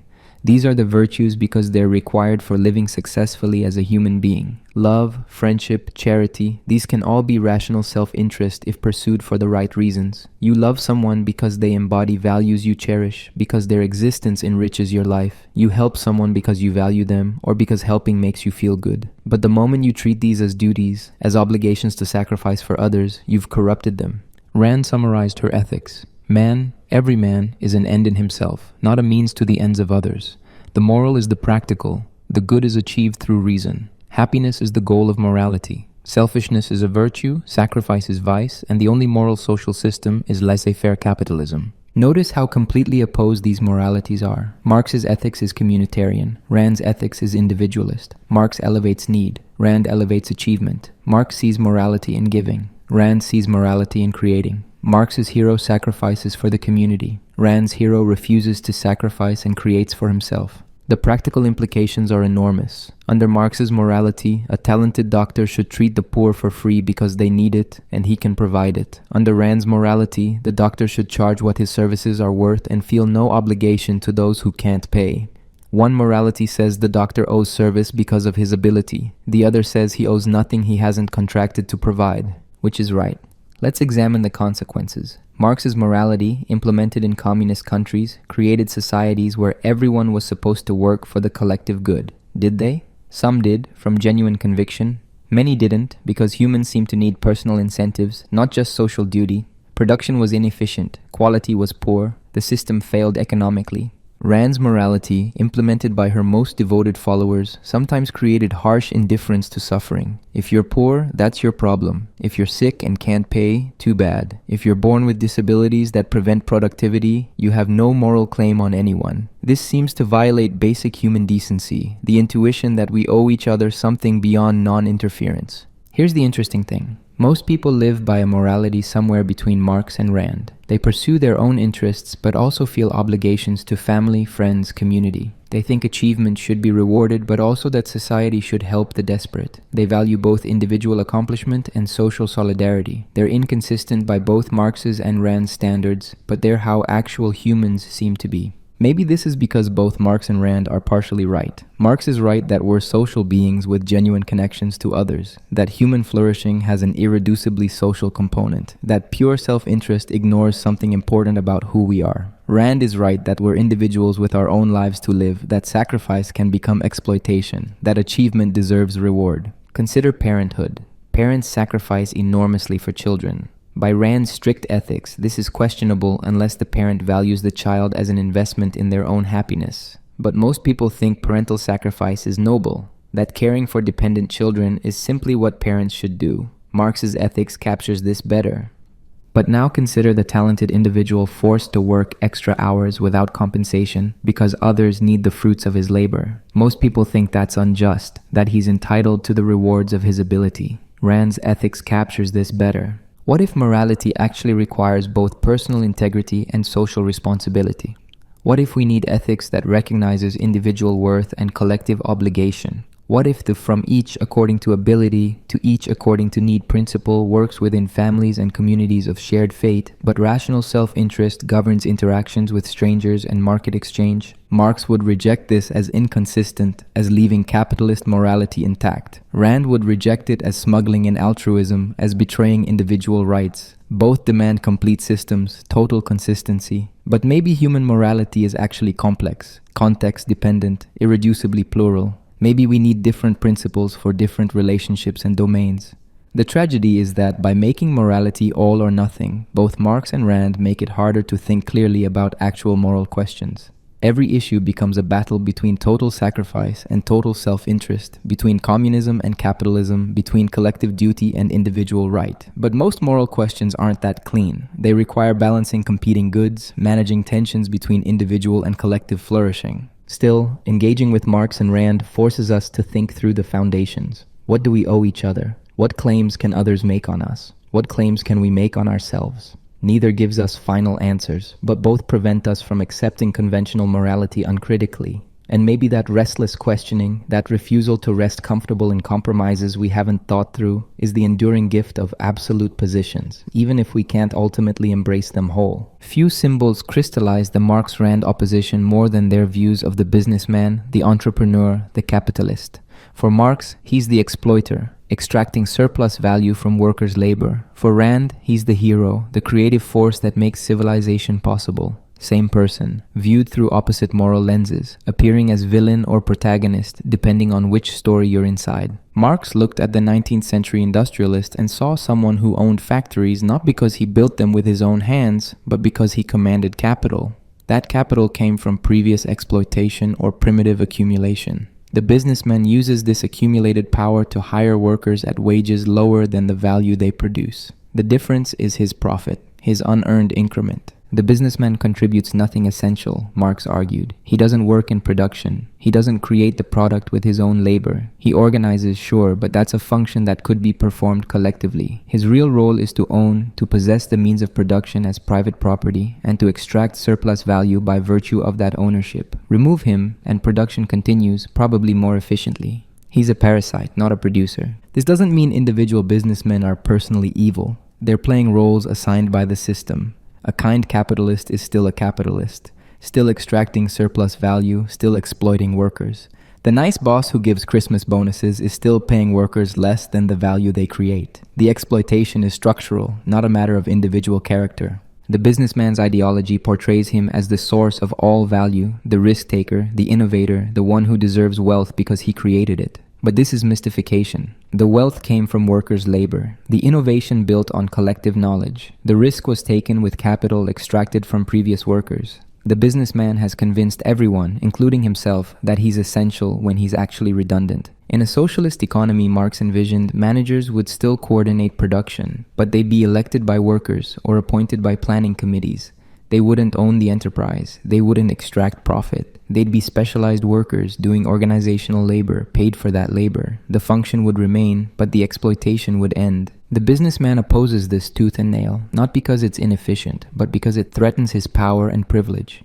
He funds politicians who protect his interests. He spreads ideology about free markets and individual rights. He busts unions and suppresses worker organization. He's defending class position, not creating value. And when his system inevitably crashes, he demands government bailouts, suddenly abandoning his free market principles when his own wealth is threatened. Rand looked at the businessman and saw something radically different. She saw the mind that conceived the enterprise, the vision that identified an opportunity, the will that turned idea into reality. She saw someone who created something from nothing, who organized resources in new ways, who saw possibilities others missed. The businessman doesn't exploit workers. He creates jobs that wouldn't exist without him. The worker brings labor. The businessman brings everything else: capital, organization, market knowledge, risk-bearing, coordination. Without the businessman, the worker's labor would be unproductive. The businessman is the essential element, not the redundant one. Think about Steve Jobs. Did he exploit the workers who assembled iPhones? Or did he create the vision of what an iPhone should be, driving the design, the user experience, the marketing that made people want it? The assembly workers could replicate iPhones once they existed, but they couldn't have invented them. Jobs' mind created the value. The workers' labor implemented it. The profit Jobs made wasn't stolen from workers. It was the market's valuation of his creative contribution. He identified a need, designed a product to meet it, and executed that vision. The workers were paid the market rate for assembly labor. Jobs earned the premium for innovation and vision. That's not exploitation. That's value creation being rewarded. Rand would point to the businessmen who built railroads across America, who developed oil fields, who created automobile assembly lines, who founded airlines and communications networks. These are the people who built modern civilization. They saw what could be, figured out how to make it real, and drove it forward through force of will. They're heroes, not exploiters. Yes, they became wealthy. That's appropriate. They created enormous value and should enjoy the rewards. The alternative is a system where innovators are punished, where the productive are penalized for their ability, where achievement is suspect. That's the road to stagnation and poverty. Celebrate businessmen, don't vilify them. They're the ones who make progress possible. The businessman who demands government favors, who seeks subsidies and special privileges, who uses political power to suppress competition. Rand would condemn this businessman. But she'd say he's not a true capitalist. He's a political operator, a rent seeker. Real businessmen compete in free markets, create value, and earn their profits through voluntary exchange. Rand's fiction is populated by businessmen heroes. Hank Rearden in Atlas Shrugged, Howard Rourke in The Fountainhead, although Rourke is an architect, not typically a businessman. These are men of vision and integrity who refuse to compromise their principles. They're portrayed as the only thing standing between civilization and collapse, the minds on whom everything depends. So who's right about the businessman? Let's examine actual businessmen. Some really do create immense value through innovation. The entrepreneurs who founded Microsoft, Google, Amazon, they genuinely created new products and services that improved millions of lives. It's hard to see them as merely exploitative. But other businessmen became wealthy through market manipulation, monopolistic practices, or political connections. The robber barons of the 19th century, the financiers who created the 2008 crisis, the executives who looted their own companies, these don't fit Rand's heroic model. They extracted wealth without creating equivalent value. And even innovative businessmen depend on infrastructure they didn't create. Public education that trained their workers, government research that developed underlying technologies, legal systems that protected their property, markets created by consumer spending power. The self-made businessman is something of a myth. Everyone builds on collective foundations. Marx would say this proves his point. Even the innovative businessman is socializing production while privatizing profit. The iPhone was built on publicly funded research into touchscreens, batteries, GPS, the internet itself. Jobs didn't create that foundation. He cleverly combined existing technologies. He deserves some reward, but not billions while workers scrape by. Rand would say the workers are paid for their contribution and Jobs is paid for his. The fact that Jobs built on existing knowledge doesn't diminish his achievement. Everyone builds on previous knowledge. That's how progress works. The question is who puts it together in new ways, who sees the potential, who takes the risk of creating something new. That person deserves the reward. Here's the interesting empirical question. What happens to innovation under different systems? Marxist economies had scientists and engineers, but they didn't produce consumer innovation at the rate capitalist economies did. Why? Maybe because the profit incentive really does drive innovation. Maybe Rand is right that you need to reward individual achievement. But capitalist economies with strong social safety nets and regulation like Nordic countries seem to innovate just fine while providing more equality. And some of the most important innovations like the internet came from government and academic research, not profit-seeking business. Maybe the relationship between innovation and pure capitalism is more complex than Rand suggested. What about workers? Do they prefer working for private businesses or co-ops or state enterprises? The data is mixed. Worker cooperatives show high job satisfaction but are relatively rare. State enterprises often have low productivity. Private businesses provide the most jobs, but workers often feel exploited. No system perfectly aligns worker satisfaction with productivity. Maybe the truth is that we need businessmen but also need to constrain them. We need the innovation and organizational ability they provide. But we also need to prevent monopoly, ensure fair labor practices, protect the environment, maintain competition. The businessman isn't pure hero or pure villain. He's a complex social role that creates value but also concentrates power. Marx's analysis illuminates the power dynamics and exploitation risks. Rand's analysis illuminates the creative contribution and innovation incentives. Both see something real. Neither sees everything. The businessman as exploiter captures some truth. The businessman as hero captures some truth. Actual businessmen are usually neither extreme, just people playing a role in an economic system that shapes their behavior. The real question isn't whether to celebrate or condemn businessmen as a class. The question is how to structure the economic system so that business activity creates broad prosperity rather than concentrated wealth, so that innovation is rewarded but workers aren't trampled, so that individual creativity is honored but collective welfare is protected. Neither Marx's abolition of the business class nor Rand's glorification of it provides a complete answer to that question. What's striking is how much moral weight both thinkers place on the figure of the businessman. For Marx, he embodies everything wrong with capitalism. For Rand, he embodies everything right with it. Both make him the pivot point of their entire social theory. And maybe that reveals something. In modern economies, those who organize production really do hold enormous power. The question is whether that power is deserved, whether it's structured properly, whether it serves human flourishing. And on that question, Marx and Rand give us opposite answers that we're still arguing about today. Marx's vision promises equality. Rand's vision promises excellence. Marx wants to eliminate hierarchies. Rand wants to celebrate them. Marx sees inequality as injustice. Rand sees enforced equality as injustice. They're not disagreeing about means. They're disagreeing about ends, about what kind of human flourishing matters. For Marx, the great moral crime of capitalism is inequality. Not just material inequality, though that's obscene, with some living in mansions while others starve.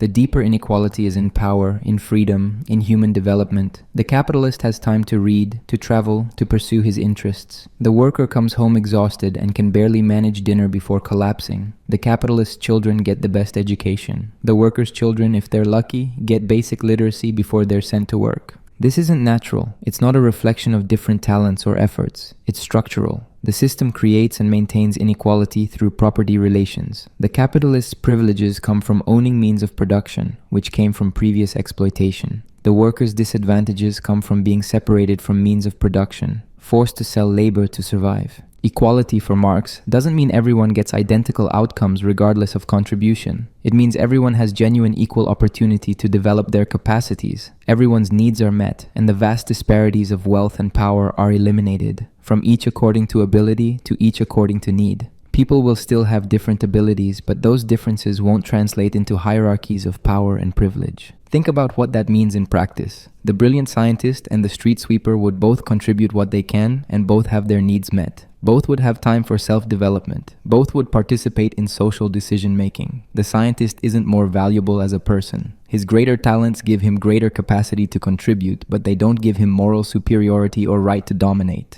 This is liberating, Marx argued. Right now, talents create hierarchies. The smart oppress the less smart. The strong dominate the weak. The gifted leverage their gifts into power and wealth. But in communist society, talents are simply different capacities that different people contribute to the collective good. We celebrate diversity of ability without translating it into inequality of condition. Marx was deeply critical of ideology that justified inequality as natural or deserved.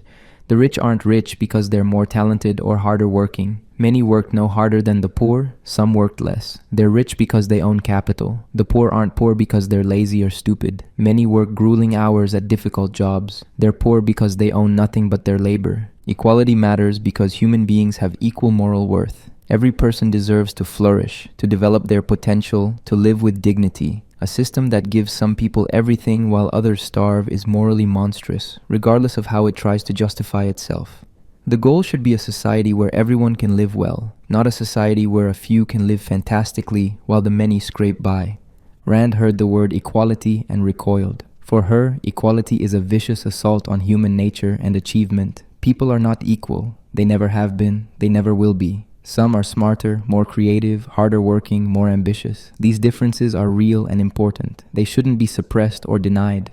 Equality of opportunity is a fraud, Rand argued, because people don't have equal capacities. Give two people the same opportunity, and they'll produce vastly different results. One will excel, creating value and achievement. The other will fail or achieve mediocrity. This isn't society's fault. It's reality. Human beings differ in ability, and we should celebrate those differences, not try to erase them. Equality of outcome is even worse. It means punishing the able for their ability, holding back the talented to keep pace with the untalented. It's leveling down instead of raising up. It sacrifices excellence to mediocrity. It treats exceptional ability not as a gift to be honored, but as a problem to be solved through redistribution.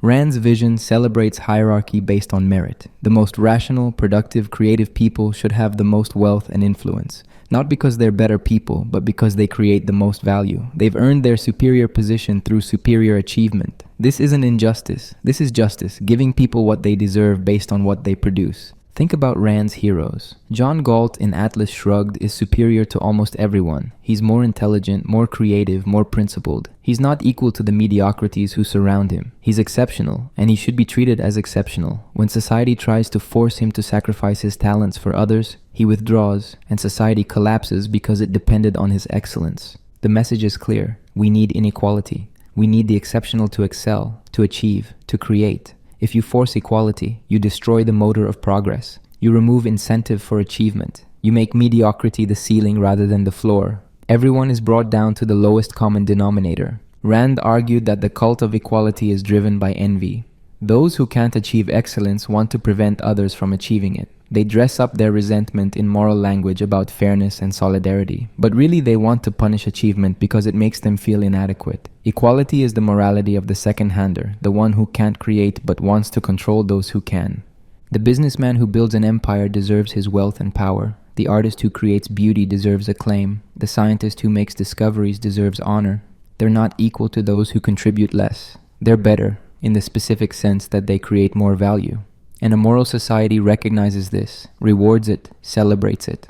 When you try to enforce equality, Rand insisted, you don't raise the bottom, you lower the top. You don't make mediocre people excellent, you make excellent people mediocre, or you drive them out. The result is universal poverty and stagnation, which is exactly what happened in communist countries that tried to implement Marx's equality. So who's right about equality versus excellence? Let's look at the evidence. Communist countries that enforced equality did level incomes, but they also stifled innovation and created gray uniformity. The incentive problem was real. When doctors and street sweepers are paid similarly, fewer people want to endure medical school. Brain drain was real. The talented fled to countries where achievement was rewarded. But capitalist countries with extreme inequality have problems too. Social mobility freezes. The rich pass advantages to their children regardless of merit.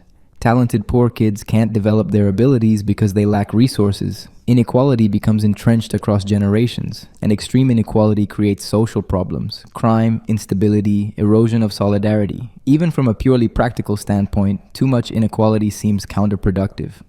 The Nordic model suggests a middle path, market economies with strong social safety nets, high taxes on the wealthy, and robust public services.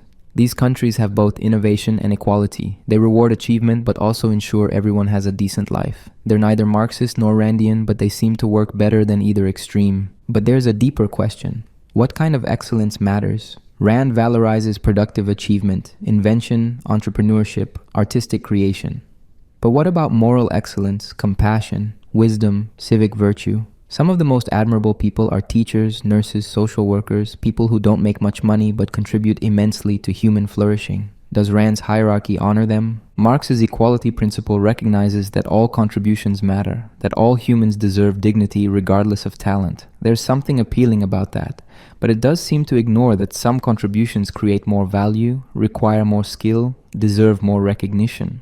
Complete equality might be unjust in a different way, failing to honor real achievement. Maybe the answer is that we need both equality and excellence, but in different domains. Equality in basic rights, in political power, in access to what's necessary for a decent life. Excellence in achievement, rewarded with recognition and reasonable material rewards, but not with vast power over others. You can respect equal human dignity while honoring differential achievement. Marx would reject this as insufficient, as leaving capitalist inequality partly intact. Rand would reject it as smuggling in egalitarian theft, as punishing achievers through redistribution. Both want consistency, purity, commitment to one principle. But maybe human society needs to balance multiple goods: dignity and achievement, solidarity and excellence, equality and hierarchy in different measures for different purposes.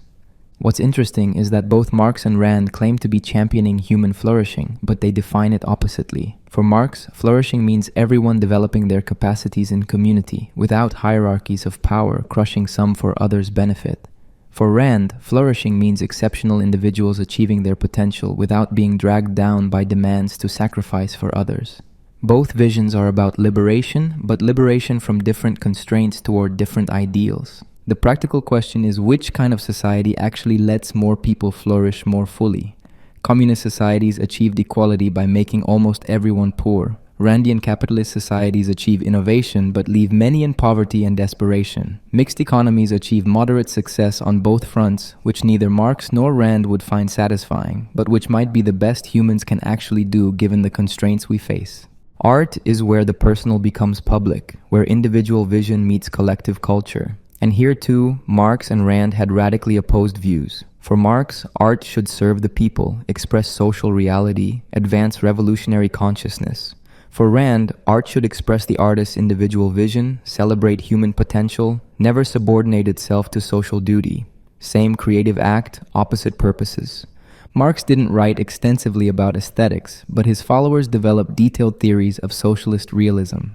The core idea comes from Marx's materialism. Art isn't autonomous, floating above society. It's part of the superstructure shaped by economic base.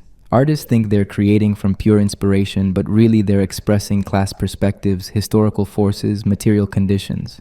Under capitalism, art serves bourgeois ideology. It celebrates individualism, romanticizes property, mystifies exploitation.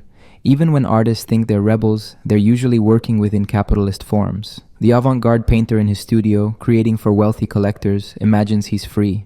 But he's trapped in commodity production, creating luxury goods for the ruling class. Revolutionary art does something different. It depicts working-class life honestly, shows exploitation and struggle, inspires resistance. It's didactic, carrying messages, advancing consciousness. The best art makes people see reality clearly, strips away ideology, and points toward liberation. Art for art's sake is a bourgeois luxury. Real art serves the people's struggle. Think of socialist realist paintings. Workers with muscles gleaming, faces determined, building the new society together.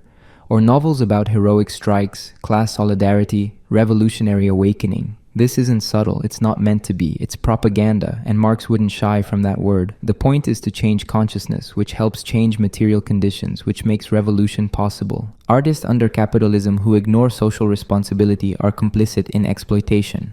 The novelist who writes about personal relationships while workers starve is turning away from urgent moral questions. The painter who creates abstract canvases while children work in mines is indulging bourgeois decadence. Art must engage with social reality, take sides in class struggle, serve human liberation. This doesn't mean all art must be explicitly political. Folk songs and traditional crafts have value because they express authentic working-class culture.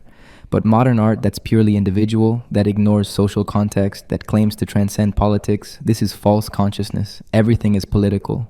Pretending otherwise just supports the status quo. After the revolution, art would flourish in new ways. Freed from market pressure, from the need to please wealthy patrons, artists could create for the people, and the people, freed from crushing labor, could appreciate and create art themselves. The division between artist and audience would break down. Everyone would develop their creative capacities. Art would become a natural expression of human social life. Rand looked at socialist realism and saw the death of art. For her, art's purpose is to embody the artist's metaphysical value judgments, to show life as it could be and should be. Art isn't about depicting what is, but projecting what ought to be. It's inherently individualistic, born from one person's unique vision and sense of life. The artist creates from his own values, his own understanding of what matters. When you demand that art serve social purposes, when you insist it advance political goals, you're destroying art. You're making it propaganda. You're subordinating the artist's vision to collective dictates. That's not art. That's slavery with paintbrushes. Rand developed a detailed aesthetic theory called romantic realism. Art should depict human beings as they could be ideally, showing what's possible if humans live rationally and pursue their values. Not fantasy, but idealized reality. Not copying what is, but showing what could be. Heroes, not average people. Achievement, not mediocrity. Purpose, not drift. Think of Rand's own novels. Her heroes are exceptional, brilliant, beautiful, competent, principled. They're not realistic in the statistical sense. Most people aren't like Howard Rourke or Dagny Taggart, but they're realistic in representing human potential, showing what individual humans can achieve if they refuse to compromise their vision and values. This is art's highest purpose, to show humanity what it could be, to inspire people to achieve their potential, to project a world where reason and productivity and individual rights are honored. Art should fuel the best in us, not wallow in the worst. It should celebrate achievement, not dwell on suffering. It should honor the exceptional, not glorify the common. Socialist realism from Rand's perspective is obscene. It makes art serve the collective, which means it makes art serve whoever claims to speak for the collective. The artist becomes a tool of the state, creating what he's told to create, expressing approved messages. His individual vision is crushed. His creative autonomy is destroyed. He's reduced to a propaganda functionary. And the content of socialist art is morally inverted. It celebrates sacrifice, suffering, subordination to the group. It portrays workers as victims rather than potential achievers. It depicts capitalists as villains rather than heroes. It advances the morality of need over the morality of achievement. Even technically good socialist art is morally poisonous because it teaches people to embrace their own enslavement. Art for art's sake, which Marx's followers condemned, is actually the only moral art. It means art created for the artist's own vision and values. Art that doesn't subordinate itself to external demands. The artist paints what he sees as beautiful, writes what he considers meaningful, composes what he feels as true. His art is his own, expression of his individual consciousness. When an artist creates what he genuinely values, others who share those values will appreciate it. That's the proper relationship. Voluntary trade of aesthetic values. The artist offers his vision. The audience accepts or rejects it. No one demands the artist create what society needs. No one forces the audience to appreciate art they don't value. Freedom and individualism in artistic creation and consumption. Rand celebrated artists throughout history who refused to compromise their vision. Victor Hugo writing sprawling novels about individual heroism. Rachmaninoff composing romantic music after it went out of fashion. Frank Lloyd Wright designing buildings that defied conventional tastes. These are the heroes, the ones who stayed true to their own vision regardless of collective opinion. So who's right about art's purpose? Let's examine what happened in practice. Soviet socialist realism produced some powerful works, Sholokov's novels, Eisenstein's films, moments of genuine aesthetic force. But it also produced mountains of stilted propaganda that nobody wanted to read or watch. When political correctness became the criterion, artistic quality often suffered. And the state control was brutal. Artists who deviated from approved styles were censored, imprisoned, or worse. Boris Pasternak couldn't publish Dr. Zhivago in the Soviet Union. Shostakovich lived in fear, composing what he wanted in private while producing acceptable works publicly. The human cost of subordinating art to politics was immense. But Rand's pure individualism has problems too. Art that ignores social context can become self-indulgent, disconnected from anything that matters to actual people. The abstract expressionists Rand despised sometimes created powerful works that captured post-war anxiety and alienation. Were they wrong to explore those feelings rather than projecting heroic achievement? And Rand's own fiction, while popular, isn't universally considered great art. Her characters are often cardboard, her plots contrived, her prose workmanlike. She was better at philosophical argument than psychological realism. Her insistence that art must project ideals sometimes produced books that feel like illustrated philosophy rather than lived experience. What about art that's neither propaganda nor pure individual vision? Most great art throughout history has been commissioned. Renaissance paintings for churches, Mozart's symphonies for patrons, Shakespeare's plays for commercial theaters. These artists created within social constraints, but still expressed individual genius. Maybe the pure opposition between social purpose and individual vision is false. Consider Picasso's Guernica. It's explicitly political, depicting the horrors of fascist bombing in the Spanish Civil War. Is it propaganda or art? It advances a political message. War is terrible, fascism is evil, but it does so through Picasso's unique cubist vision, his individual artistic language. It's both social and personal, political and aesthetic. Or consider Dickens's novels. They're full of social criticism, depicting poverty and injustice in Victorian England. They clearly have didactic purposes, trying to change readers' attitudes toward the poor. But they're also great art, with memorable characters, compelling plots, distinctive voice. The social purpose doesn't prevent artistic achievement. Maybe art can serve multiple purposes simultaneously. It can express individual vision and social consciousness. It can be beautiful and politically engaged. It can pursue aesthetic excellence and moral purposes. The dichotomy between art for art's sake and art for social change might be unnecessary. Marx would say this is naive. Under capitalism, art that seems to balance these purposes is still serving bourgeois ideology by making exploitation seem acceptable. Rand would say this is evasion. Art that tries to serve social purposes inevitably compromises aesthetic purity and individual vision. Both want sharp boundaries. Art is either revolutionary or reactionary, either individual or collective. But actual artists rarely fit these categories. They create from complex motivations: personal vision, social observation, market demands, technical experimentation, emotional expression. They're shaped by their society but also push against it. They serve audiences but also challenge them. They work within traditions but also innovate. The historical record suggests that art flourishes best with some freedom and some constraint, some individual autonomy and some social purpose. Pure socialist realism produced propaganda. Pure art for art's sake can produce irrelevance. But artists working within societies that allow creative freedom while also caring about social issues, this produces the art people actually value centuries later. What's striking is how much both Marx and Rand valued art, how much space they gave it in their thinking. Marx saw art as crucial to consciousness, to how people understand their world. Rand saw art as crucial to human psychology, to how people envision their potential. Both understood that art matters beyond entertainment, that it shapes how we see ourselves and our possibilities. But Marx wanted art to serve liberation from capitalism.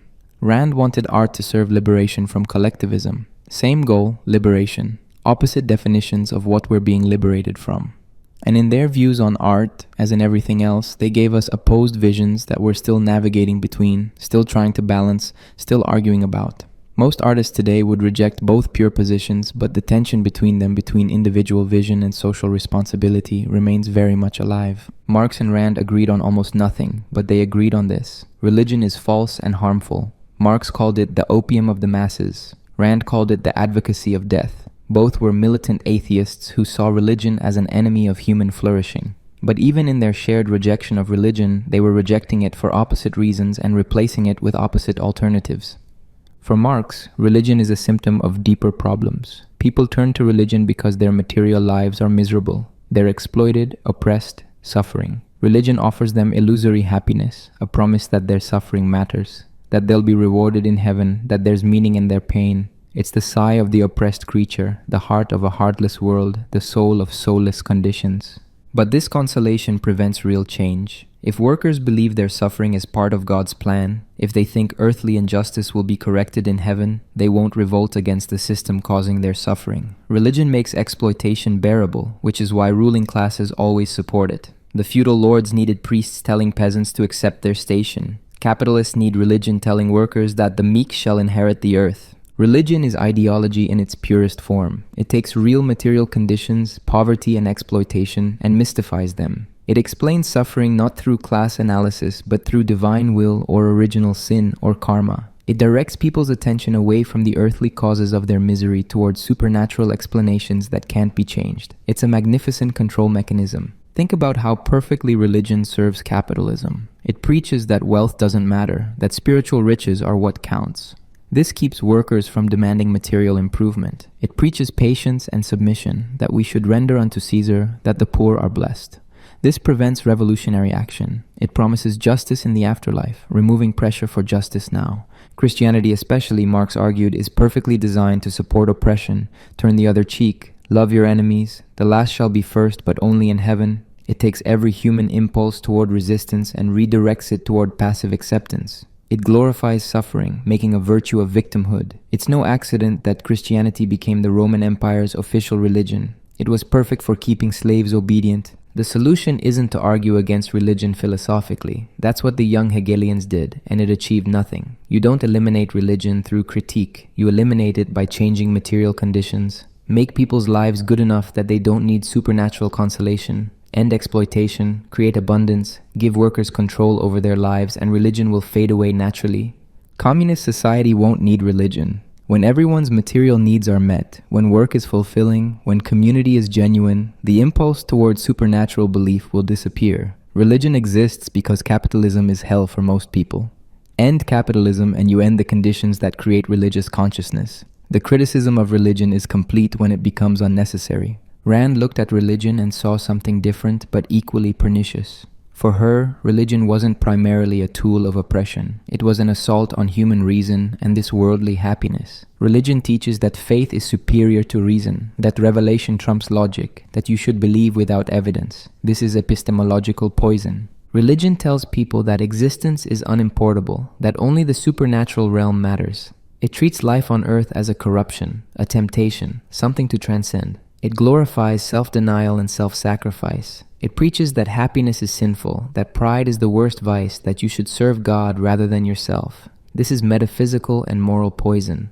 The real evil of religion, Rand argued, is that it demands you surrender your mind. Faith means accepting claims without rational justification, belief despite lack of evidence. But reason is your only tool for survival. Your only access to reality is through your rational faculty. When you accept something on faith, you're betraying your means of living. You're choosing blindness over sight. And religion systematically attacks every virtue humans need. It condemns pride as sin when pride in your achievements is essential. It elevates humility when you should be confident in your abilities. It demands self-sacrifice when you should pursue your own happiness. It preaches otherworldliness when this world, this life, is all you have. It's a comprehensive inversion of proper human values. Christianity is particularly vicious. The meek shall inherit the earth means the incompetent should rule. Blessed are the poor means poverty is virtuous. It's easier for a camel to pass through a needle's eye than a rich man to enter heaven means success is evil. The entire moral structure is designed to make you despise achievement, hate yourself for being capable, feel guilty for being happy.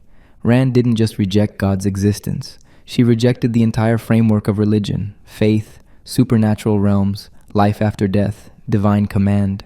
She built an opposite philosophy. Reason, natural world, this life as the only life, rational self-interest. Where religion says believe and obey, she said think and act. Where religion says sacrifice and submit, she said achieve and pride. The alternative to religion isn't Marx's materialism. That replaces one form of collectivism with another, trading God for society, heaven for communist future. The real alternative is rational individualism. Each person using reason to understand reality, pursuing their own happiness, living for themselves in this world. That's the only proper human existence, and religion is its antithesis. Interestingly, Rand argued that religion and socialism are similar. Both demand self-sacrifice. Both subordinate individual to collective, whether the collective is God's will or society's needs. Both preach that your life isn't your own, that you exist to serve something beyond yourself. Christianity and communism are variations on the same anti-human theme, the morality of sacrifice. So both Marx and Rand rejected religion completely, but for what reasons? Marx saw religion as social control, Rand as reason's enemy. Marx wanted to eliminate it by changing economic base, Rand by changing philosophical consciousness. Marx saw it as symptom, Rand as cause. Marx replaced it with dialectical materialism, Rand with rational egoism. What happened when these anti-religious views were implemented? Communist countries did suppress religion vigorously. Churches were closed, priests imprisoned, religious practice banned. Did religion disappear? Not entirely. It went underground, and in many cases, religious belief became associated with resistance to the regime. When communism fell, religion surged back. Material conditions hadn't eliminated the religious impulse. Rand's influence created a different phenomenon: atheist libertarians and objectivists who rejected both religion and socialism. This is a growing demographic, people who are irreligious but also anti-collectivist. They prove you can reject religion without embracing Marx's alternative, but they're a minority. Most people still find meaning in religious frameworks. Here's what's interesting. Both Marx and Rand underestimated religion's durability. Marx thought it would wither when material conditions improved. But wealthy societies still have plenty of religious believers. The richest country on earth, the United States, is far more religious than Marx's theory would predict. Material security doesn't automatically eliminate religious consciousness. Rand thought people would abandon religion once they understood its irrationality. But humans seem to need meaning-making frameworks beyond pure reason. Religious belief persists not because people are stupid, but because it provides community, ritual, moral grounding, answers to existential questions. Reason alone might not be sufficient for human psychological flourishing. Both Marx and Rand were children of the Enlightenment, believing that reason and science would replace superstition. Both were products of the 19th century's confidence that modernity would secularize everything. They were partially right. Religious authority has declined, but they were also wrong. Religion adapted, persisted, remained powerful even in modern societies. Maybe religion serves functions that neither Marx nor Rand fully understood. Maybe it's not just opium or irrationality. Maybe it's also community building, existential comfort, moral education, ritual practice that creates meaning. Secular alternatives, whether communism or objectivism, haven't fully replaced what religion provides for many people. Marx was right that religion can justify oppression, can make people accept unjust conditions. The religious right's support for capitalism, despite Christianity's suspicion of wealth, the way prosperity gospel perverts Jesus' message, these show religion being used ideologically. But religion has also motivated liberation theology, civil rights movements, opposition to injustice. It's not purely reactionary. Rand was right that faith-based thinking can undermine reason, that religious morality often conflicts with human flourishing, that supernatural beliefs can prevent clear thinking. But religious people aren't all irrational. Many combine faith with otherwise rational lives, and secular ideologies, including Rand's objectivism and Marxism itself, can become quasi-religious, demanding belief despite evidence. What if religion is neither opium nor poison but a complex human phenomenon that serves multiple functions, some beneficial and some harmful? What if the question isn't whether to eliminate it but how to encourage its better expressions while discouraging its worse ones? Neither Marx nor Rand would accept this nuanced view. Both wanted total rejection, complete replacement. The practical question is how to build good societies. Do you need to eliminate religion?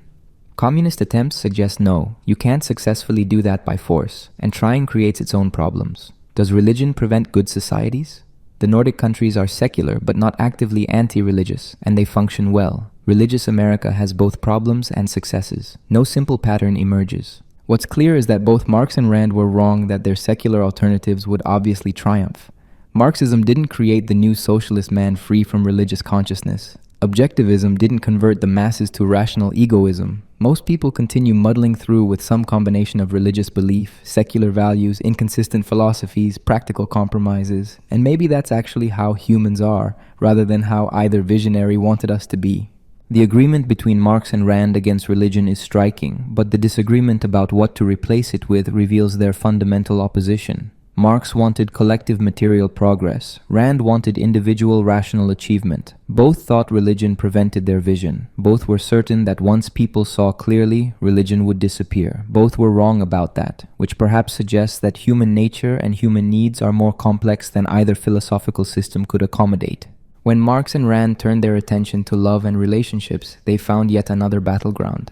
For Marx, romantic love under capitalism is corrupted by property relations and bourgeois ideology. For Rand, romantic love is the ultimate expression of selfish values, the deepest form of self-interest properly understood. Same human experience, opposite interpretations. Marx saw the family as a bourgeois institution serving capitalist reproduction.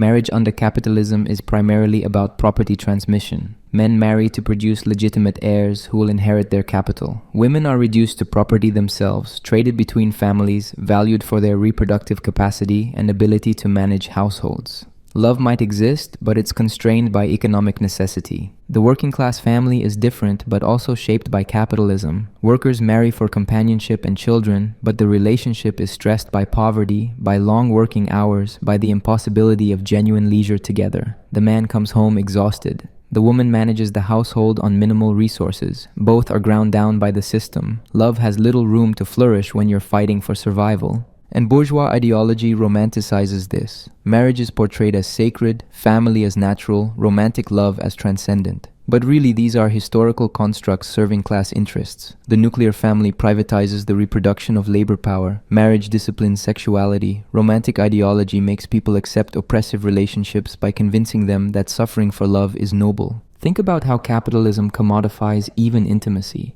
Dating becomes a market with winners and losers. Women are valued for youth and beauty, men for wealth and status. People assess potential partners like investments. The language of the market invades the bedroom. Romance under capitalism can't escape exchange relations. Engels, Marx's collaborator, wrote extensively about this. He argued that genuine love would only be possible after capitalism's abolition, after private property ended. When women weren't economically dependent on men, when children weren't primarily heirs to property, when relationships weren't structured by class position, then authentic love could emerge. People would choose partners based on actual affinity rather than economic calculation. Communist society would transform relationships. Marriage as a property institution would disappear. Relationships would be voluntary associations based on mutual feeling. When feeling ended, relationships would end without property disputes or custody battles or economic penalties. Children would be raised communally, removing the economic burden from individual parents. Jealousy and possessiveness, products of property thinking, would fade. This sounds utopian, and Marx acknowledged that the details were unclear. But the principle was firm. Capitalist social relations corrupt even the most intimate human connections. You can't have authentic love under conditions of exploitation and oppression. Personal liberation requires social revolution. Rand had a completely different vision. For her, romantic love is profoundly selfish, and that's what makes it moral and glorious. You love someone because they embody your deepest values, because their existence furthers your happiness, because seeing them, being with them, enriches your life. This is the highest form of self-interest. When you love someone, you're not sacrificing for them. You're pursuing your own happiness through them. You value them selfishly for what they mean to you, for how they make your life better. The moment love becomes sacrifice, when you're subordinating your interest to theirs, you've corrupted it. Real love is mutual selfishness. Two people each pursuing their own happiness through the other. Think about Rand's romantic heroes. They choose partners who are their equals in ability and values. Dominique and Rourke in The Fountainhead, Dagny and Galt in Atlas, shrugged. These are relationships between exceptional people who recognize each other's excellence. They love what's best in each other, the achievement and ambition and refusal to compromise. They wouldn't love mediocrity or weakness. Sex for Rand is a celebration of values. It's the ultimate expression of self-esteem and admiration for your partner. It's intensely physical but also intensely spiritual, meaning psychological, based on your fundamental view of yourself and existence. Sex between people who don't share values, who don't admire each other, is degrading. But sex as expression of shared rational values is magnificent. Marriage in Rand's view isn't about property or social convention. It's a voluntary contract between two people who choose to share their lives. They stay together as long as both benefit, as long as both value the relationship. If that changes, they separate. No one owes anyone a relationship. No one is trapped by social obligation or economic necessity. And crucially, romantic relationships shouldn't involve sacrifice. Each partner pursues their own interests, supports the other pursuing theirs. There's no subordination, no martyrdom, no one giving up their dreams for the other. That would be unhealthy, a violation of self-esteem. Healthy love is two complete individuals choosing to share their separate lives while maintaining independence. Rand's own life was complicated. She was married to Frank O'Connor for 50 years, but had an affair with Nathaniel Brandon, her intellectual heir, 25 years younger. She rationalized this as rational self-interest. Brandon shared her intellectual values in ways O'Connor didn't. When Brandon ended the affair, Rand was devastated and vindictive, which seems inconsistent with her philosophy. Love apparently wasn't as purely rational as her theory suggested. So who's right about love? Let's examine the claims. Is love under capitalism corrupted by property relations? Sometimes. People do marry for money, do stay in bad relationships for economic security, do treat partners as assets. But many people also marry for love despite economic disadvantages. Poor people fall in love. People marry across class lines. Economic factors influence but don't determine everything. Is the family primarily about property transmission? For the wealthy, inheritance matters significantly. But most people don't have much property to transmit. They form families for other reasons. Desire for children, need for companionship, social expectations, genuine affection. Reducing all this to economic base seems overly reductive. Would communal child raising and easy dissolution of relationships create better love? The experiments that tried this in Soviet Russia and various communes generally failed. People remained possessive, jealous, attached to their own children. Children raised communally often had problems. The nuclear family might be bourgeois, but alternatives haven't worked better. On Rand's side, is love really selfish? In one sense, yes. You love people who make you happy, who embody what you value. But love also involves genuine concern for the other's well-being, sometimes putting their needs ahead of your immediate preferences. Parents sacrifice for children, partners compromise. This seems like more than pure self-interest. Is great love only between exceptional equals? Rand's own marriage challenges this. O'Connor wasn't her intellectual equal. By her own theory, she shouldn't have loved him, but she did, suggesting that love operates on more dimensions than rational values. People love across differences in ability, achievement, values. Love is more mysterious than Rand's system allows. And the claim that love shouldn't involve sacrifice seems psychologically unrealistic. Real relationships require give and take, compromises, sometimes genuinely putting the other first. The parent who stays awake with a sick child is sacrificing sleep, but wouldn't consider it a violation of self-interest. The boundary between self-interest and sacrifice blurs in actual intimate relationships. Here's what's interesting. Both Marx and Rand wanted to liberate love from corrupting influences. Marx wanted to free it from property relations and economic compulsion. Rand wanted to free it from sacrifice and altruistic duty. Both thought contemporary relationships were corrupted, though by opposite things. Both imagined love could be purer, more authentic, if only the right social or philosophical conditions existed. But actual love is messy, complicated, irreducible to either class analysis or rational egoism. People love for reasons they don't fully understand. They stay in relationships that don't maximize their interests. They feel obligations that aren't purely rational. They experience jealousy even without property concerns. They sacrifice willingly without feeling oppressed. Maybe love isn't primarily about either economic relations or value judgments. Maybe it's a complex emotional and biological phenomenon that serves evolutionary purposes, creates social bonds, generates meaning, and operates partially outside both economic logic and rational calculation. Neither Marx's materialism nor Rand's rationalism fully captures it.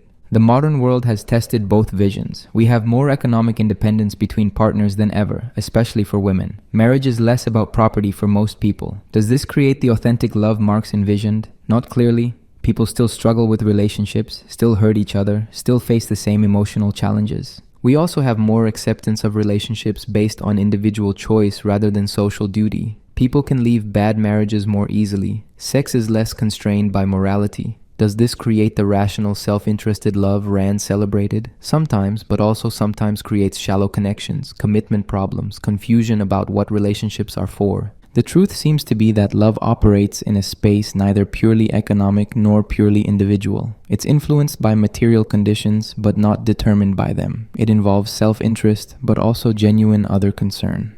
It's rational in some ways, deeply irrational in others. It's one of the areas where both Marx's and Rand's systematic thinking fails to capture human reality's complexity.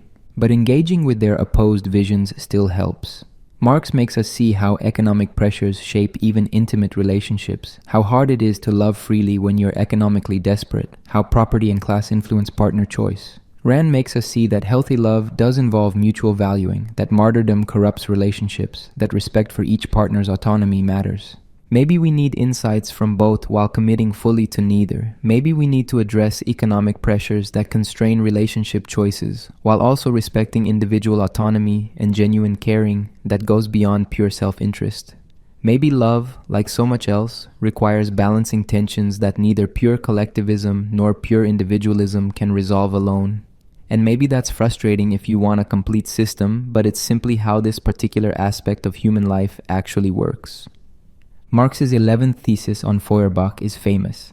Philosophers have only interpreted the world in various ways. The point is to change it. This encapsulates Marx's view of the intellectual's role. Thinking isn't enough. Analysis isn't enough. Understanding isn't enough. The intellectual has a responsibility to act, to engage, to work for revolutionary transformation. For Marx, the intellectual who remains in the ivory tower is failing morally and practically. You've figured out how capitalism works, how exploitation operates, how class struggle drives history. What do you do with that knowledge? If you just publish papers for other academics, you're wasting your insight. Worse, you're complicit in the system you claim to understand. The revolutionary intellectual joins workers' movements, writes for popular audiences, organizes politically. Marx himself wrote the Communist Manifesto, not an academic treatise, but a call to action. He organized the International Working Men's Association. He corresponded with revolutionary groups across Europe. His intellectual work was inseparable from political engagement. This wasn't optional for Marx. If you understand that capitalism creates unnecessary suffering, that exploitation can be ended, that revolution is possible, you have an obligation to work toward it. Remaining neutral is taking the side of the oppressor. Claiming objectivity is false consciousness. Every intellectual position serves class interests. So the question is which class you serve. Think about how this changes the intellectual's role. You're not pursuing truth for its own sake. You're developing theory that can guide practice. You're not trying to be balanced and fair to all perspectives. You're taking sides, advancing working class interests. You're not maintaining professional distance. You're an activist, an organizer, a revolutionary. The intellectual vanguard has a specific function, helping workers develop class consciousness. Workers know empirically that they're exploited. They feel it daily, but they need theoretical understanding to grasp the system's structure, to see that their individual problems are systematic, to understand that collective action can change things. The intellectual provides this understanding, but there's a tension here, one Marx didn't fully resolve. If intellectuals are a vanguard, doesn't that create hierarchy? Lenin later developed the theory of the Revolutionary Party, an organization of professional revolutionaries who'd lead the working class. But this seems to contradict the idea of workers liberating themselves. If they need intellectual guidance, are they really the revolutionary subject? Marx insisted the working class would be self-emancipated, but he also emphasized the role of theory, of correct analysis, of revolutionary consciousness. In practice, Marxist movements were often led by intellectuals: Lenin, Trotsky, Mao, Castro. The workers provided mass support, but the intellectuals provided direction. This created problems Marx didn't anticipate. Rand had a completely opposite view of the intellectual's responsibility. For her, the intellectual's primary obligation is to think clearly and honestly, to pursue truth regardless of social consequences, to maintain independence from collective pressure. The intellectual who subordinates thinking to political goals has betrayed the mind itself. The intellectual serves human life by expanding knowledge, by discovering truth, by advancing understanding. This means following logic wherever it leads, even to unpopular conclusions. It means being willing to stand alone against consensus. It means never sacrificing intellectual honesty to social acceptance or political expediency. Think about Galileo, one of Rand's heroes. The church demanded he recant his astronomical discoveries because they conflicted with doctrine. He refused initially because truth mattered more than institutional approval. The intellectual who caves to social pressure, who tailors conclusions to fit political needs, is committing the same betrayal Galileo temporarily avoided. Rand despised intellectuals who used their abilities to advance collectivist ideas. She saw most academics and artists as second-handers, people who'd subordinated their minds to fashionable ideologies. They weren't thinking for themselves. They were repeating received wisdom, pleasing peer groups, signaling tribal loyalties. They'd betrayed their function. The genuine intellectual thinks independently, develops their own understanding, and communicates it clearly. They don't serve the workers or the capitalists or any collective. They serve truth. And if truth is unpopular, if it contradicts what people want to hear, the intellectual's responsibility is to say it anyway. This doesn't mean intellectuals should be apolitical. Rand was intensely political, but political engagement should follow from intellectual conviction, not the reverse. You think through philosophical and economic questions, reach conclusions based on logic and evidence, then advocate for political systems consistent with those conclusions. You don't start with political commitments and construct arguments to support them. The intellectual who joins revolutionary movements, who writes propaganda, who subordinates analysis to political goals, has stopped being an intellectual. They've become an activist, a functionary. There's nothing wrong with activism per se, but don't confuse it with thinking. They're different activities requiring different standards. Rand's intellectual heroes in her novels maintain independence even under pressure. Rourke won't compromise his architectural vision to get commissions. Galt withdraws his mind rather than let it be used for purposes he doesn't endorse. These characters would rather suffer materially than betray their intellectual integrity. That's the standard Rand set. So who's right about the intellectual's responsibility? Let's examine the consequences. Marx's engaged intellectuals helped build revolutionary movements that changed history. The Russian Revolution, Chinese Revolution, Cuban Revolution, these were partly products of intellectuals who took seriously the responsibility to change the world. That's not nothing. But those revolutions also produced totalitarian regimes where intellectuals who deviated from party lines were purged, imprisoned, killed. Stalin's show trials targeted old Bolshevik intellectuals. Mao's Cultural Revolution attacked intellectuals generally. The politicization of intellect led to its suppression. When correct thinking becomes political duty, independent thought becomes dangerous. Rand's independent intellectuals preserved intellectual freedom, but often lacked political effectiveness. Objectivism influenced some people, but never became a mass movement. Rand's ideas spread through novels and essays, but didn't create revolutionary change. If the point is to change the world, pure independence might not be sufficient. But Rand's intellectuals also avoided the corruption of subordinating truth to politics. Objectivism never led to gulags or censorship because it wasn't a political program enforced by state power. The cost of political ineffectiveness might be worth preserving intellectual integrity. Here's the deeper question. Can intellectuals change the world while thinking independently? Or do you have to choose between effectiveness and honesty? Marx thought they were compatible if you were on the right side of history. Rand thought genuine change comes only from genuine thinking, so independence is necessary for effectiveness. The modern university shows the tension. Academics are supposed to pursue truth objectively, but they're also expected to address social problems, to be socially engaged, to make their work relevant. Some navigate this well, producing rigorous research that also matters politically. Others compromise intellectual standards for political goals or retreat into irrelevance to avoid controversy. The activist intellectual faces Marx's problem: how to engage politically without corrupting your thinking. It's tempting to find evidence for what you already believe, to ignore data that undermines your political commitments, to let desired conclusions shape analysis. Marxist intellectuals often fell into this, treating Marxism as unfalsifiable, explaining away contrary evidence. The detached intellectual faces Rand's problem: how to remain relevant while maintaining independence. It's easy to become so focused on intellectual purity that you ignore urgent problems, so committed to objectivity that you refuse necessary judgments, so individualistic that you fail to recognize social dimensions of knowledge. Maybe the answer is that different intellectual roles suit different people. Some should focus on rigorous analysis without political constraints. Others should translate ideas into action. Some should maintain critical distance. Others should engage directly. Neither is inherently wrong, they're different contributions. But Marx and Rand both wanted unity, single right answers. Marx's intellectual had to be engaged. Rand's intellectual had to be independent. Neither accepted that both models might be valuable, that intellectual life could legitimately take different forms, that changing the world and thinking for oneself might require different people emphasizing different sides. What's clear is that both Marx and Rand took ideas seriously, believed that thinking matters, that intellectuals have genuine power and therefore responsibility. They disagreed about what that responsibility requires, but both rejected the idea that ideas are inconsequential, that intellectuals should stay neutral, that theory is disconnected from practice. Their opposed views still structure debates about academic freedom, political engagement, intellectual responsibility. Should professors teach their political views or remain neutral? Should researchers address social problems or pursue knowledge for its own sake? Should intellectuals organize politically or maintain critical distance? We're still working through the tension Marx and Rand identified, still trying to balance truth-seeking and world-changing, still lacking a synthesis that does justice to both concerns. And maybe that's appropriate, maybe it's a genuine tension without clean resolution, requiring constant navigation rather than final answer. Marx and Rand both created devoted followings during their lives and inspired massive movements after their deaths, but both also became deeply frustrated with their followers, accusing them of misunderstanding, distorting, betraying the original ideas. There's something revealing in this pattern. Two thinkers who valued clarity and consistency, watching their ideas get mangled by the very people claiming to implement them.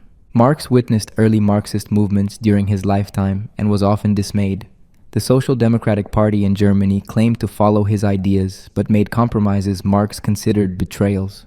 They participated in bourgeois parliaments, formed coalitions with non-socialist parties, treated revolution as distant goal rather than immediate task. Marx wrote, "If that's Marxism, I'm not a Marxist." The problem was that Marx's theories were complex, his writings voluminous, his positions sometimes shifted.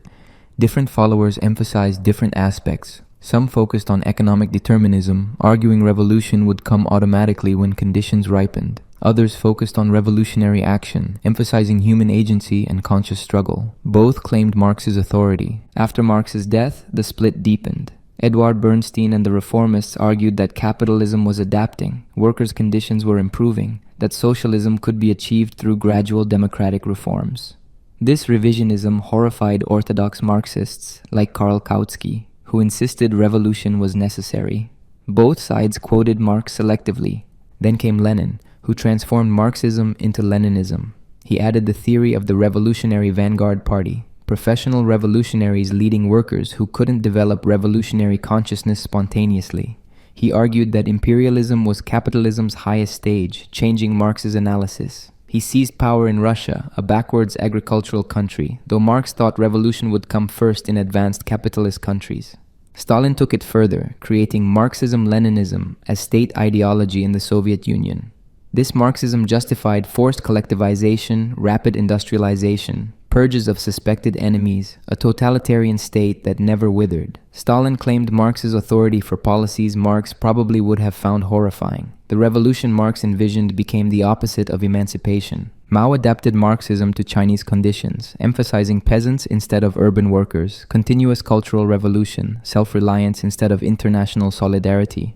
The Cultural Revolution attacked intellectuals, traditional culture, anyone suspected of bourgeois thinking. Was this Marxist? Maoists said yes. Critics said it was perversion of Marx's ideas. Western Marxists took yet another direction. The Frankfurt School combined Marx with Freud, focused on culture and consciousness rather than economics, criticized both capitalism and Soviet communism. They kept Marxist analysis while abandoning revolutionary politics. Orthodox Marxists considered them bourgeois academics. They considered themselves Marx's true heirs. Today there are dozens of Marxist schools: analytical Marxists, structural Marxists, humanistic Marxists, post-Marxists, each claiming authenticity, each accusing others of distortion. Marx's ideas fragmented into incompatible interpretations. Would Marx recognize any of them as his own? Impossible to say, but his frustration with early followers suggests he might reject them all. Rand faced similar problems. During her life, she cultivated a close group of followers called the Collective, who met regularly to discuss objectivist philosophy. She demanded agreement on fundamentals and expelled anyone who deviated. The most famous expulsion was Nathaniel Branden, her intellectual heir and romantic partner, cast out publicly with vicious denunciations when he ended their affair. Rand's intolerance for disagreement created a cultish atmosphere. Followers had to agree not just on philosophical basics, but on aesthetic preferences, psychological theories, even personal choices, like the wrong music or admire the wrong artist and you might be expelled. This contradicted objectivism's emphasis on independent thinking, but Rand saw no contradiction. Independent thinking should lead to her conclusions if done correctly. After Rand's death, objectivism split. Leonard Peikoff, her chosen intellectual heir, claimed authority to interpret objectivism correctly. He insisted you had to accept all of Rand's positions as a package. One deviation meant you weren't an objectivist. This created orthodox objectivism, rigid and sectarian. But others argued that Rand's ideas should be developed, refined, corrected where wrong. David Kelly founded the Atlas Society, advocating for open objectivism that could evolve and engage with other thinkers. Peikoff denounced this as betrayal. The movement split into hostile camps, each claiming Rand's mantle. Then there's libertarianism, which Rand despised despite surface similarities. Libertarians advocated limited government and free markets, but often on consequentialist grounds, not rights-based philosophy. Some libertarians were anarchists, rejecting government entirely. Rand considered them worse than communists. She insisted her views weren't libertarian, they were objectivist. But libertarianism absorbed many of Rand's ideas anyway. Politicians like Ron Paul cited her influence. Libertarian think tanks spread arguments similar to hers.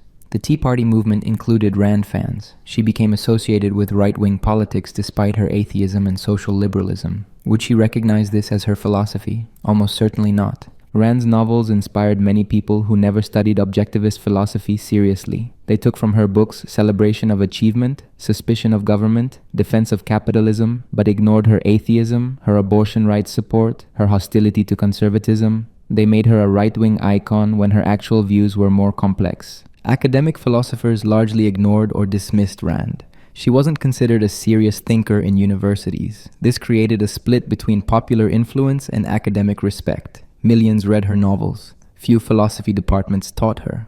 Her followers resented this, but couldn't overcome it. Objectivism remained outside mainstream philosophy. So both Marx and Rand inspired movements that fragmented and evolved in directions they couldn't have anticipated or wouldn't have approved. Why does this keep happening? Several reasons suggest themselves. First, both created comprehensive systems trying to explain everything. When you attempt that, you necessarily leave gaps, tensions, unclear applications. Followers have to interpret, and different interpretations emerge. No system can actually explain everything consistently. Second, both demanded total commitment. Marx wanted revolutionary dedication. Rand wanted complete agreement. When you make ideology all or nothing, you create pressure for purity and inevitable splits between purists and pragmatists, between those who maintain rigidity and those who adapt.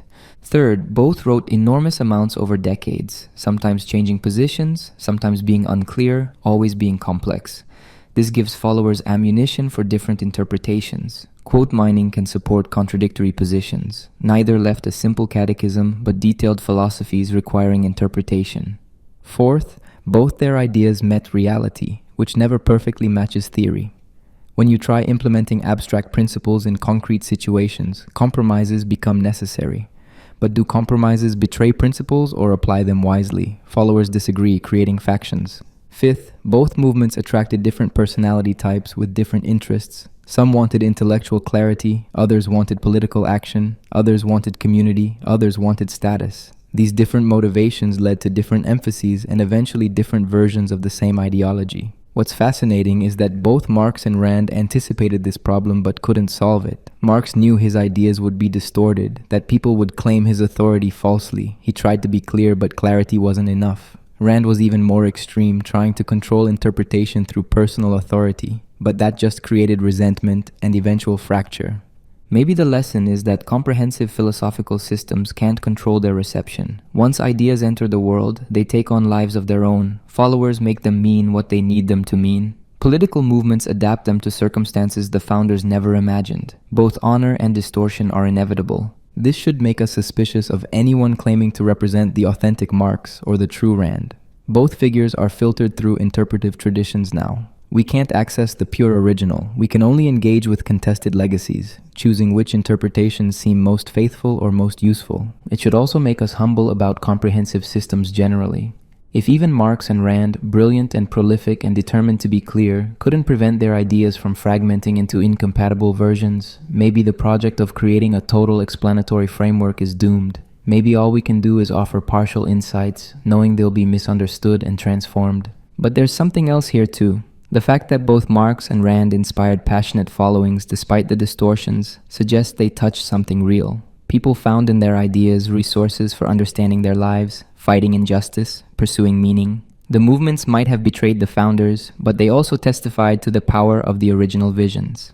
Marx's ideas helped millions understand their exploitation and organize for better conditions. Even if Marxist regimes failed, even if the theory had flaws, the core insight about class and power remains valuable. Rand's ideas helped many people value achievement and reject guilt. Even if objectivism became cultish, even if the philosophy has gaps, the core insight about individual worth remains powerful. Maybe we should engage with Marx and Rand not as perfect systems to accept or reject wholesale, but as rich sources of insights to use critically. Take what illuminates, reject what doesn't, combine insights from opposed thinkers if doing so helps understand reality better. Both of them would hate this approach, but maybe that's appropriate. Maybe the teacher's job is to provoke thinking, not to provide final answers. And by that standard, despite all the distortions and disappointments, both Marx and Rand succeeded magnificently. The 20th century conducted a massive experiment with Marx's and Rand's opposed visions. Half the world tried some version of Marxist collectivism. The other half pursued capitalist individualism with varying degrees of commitment to Rand's principles. The results were mixed, complicated, and devastating to simple ideological certainty. Both visions failed in their pure forms, yet both revealed truths about human organization and flourishing. The Soviet Union was the first and most influential attempt to implement Marx's ideas.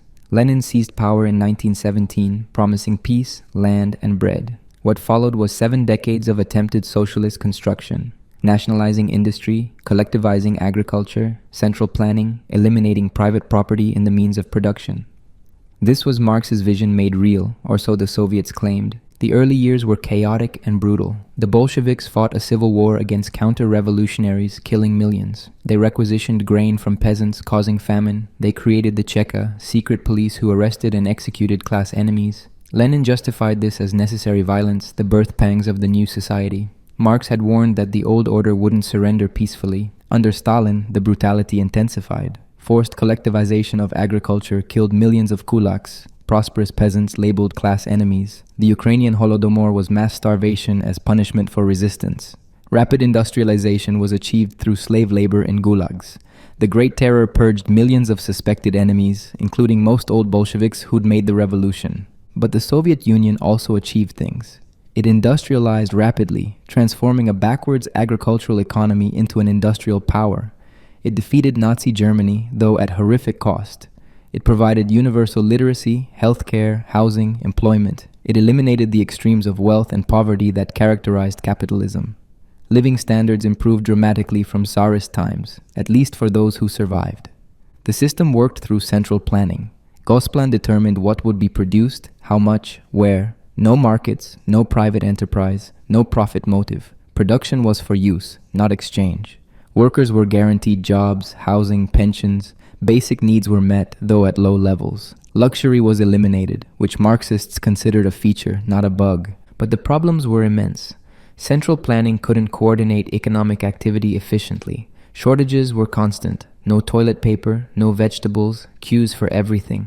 Quality was terrible because producers had no incentive to satisfy customers. Innovation stalled because there was no competition, no reward for improvement. The economy functioned but barely. Political repression was total. The Communist Party controlled everything. Media, education, employment, housing. Dissent was crushed. Free speech didn't exist. Travel was restricted. The state knew everything about everyone. The workers' state that was supposed to wither away became an absolute dictatorship. The dictatorship of the proletariat became dictatorship over the proletariat. And the people knew it was failing. When the Berlin Wall fell in 1989, East Germans fled to West Germany. The contrast was stark. Prosperous capitalism versus shabby communism. When the Soviet Union collapsed in 1991, almost no one defended it. 70 years of building socialism ended with a whimper.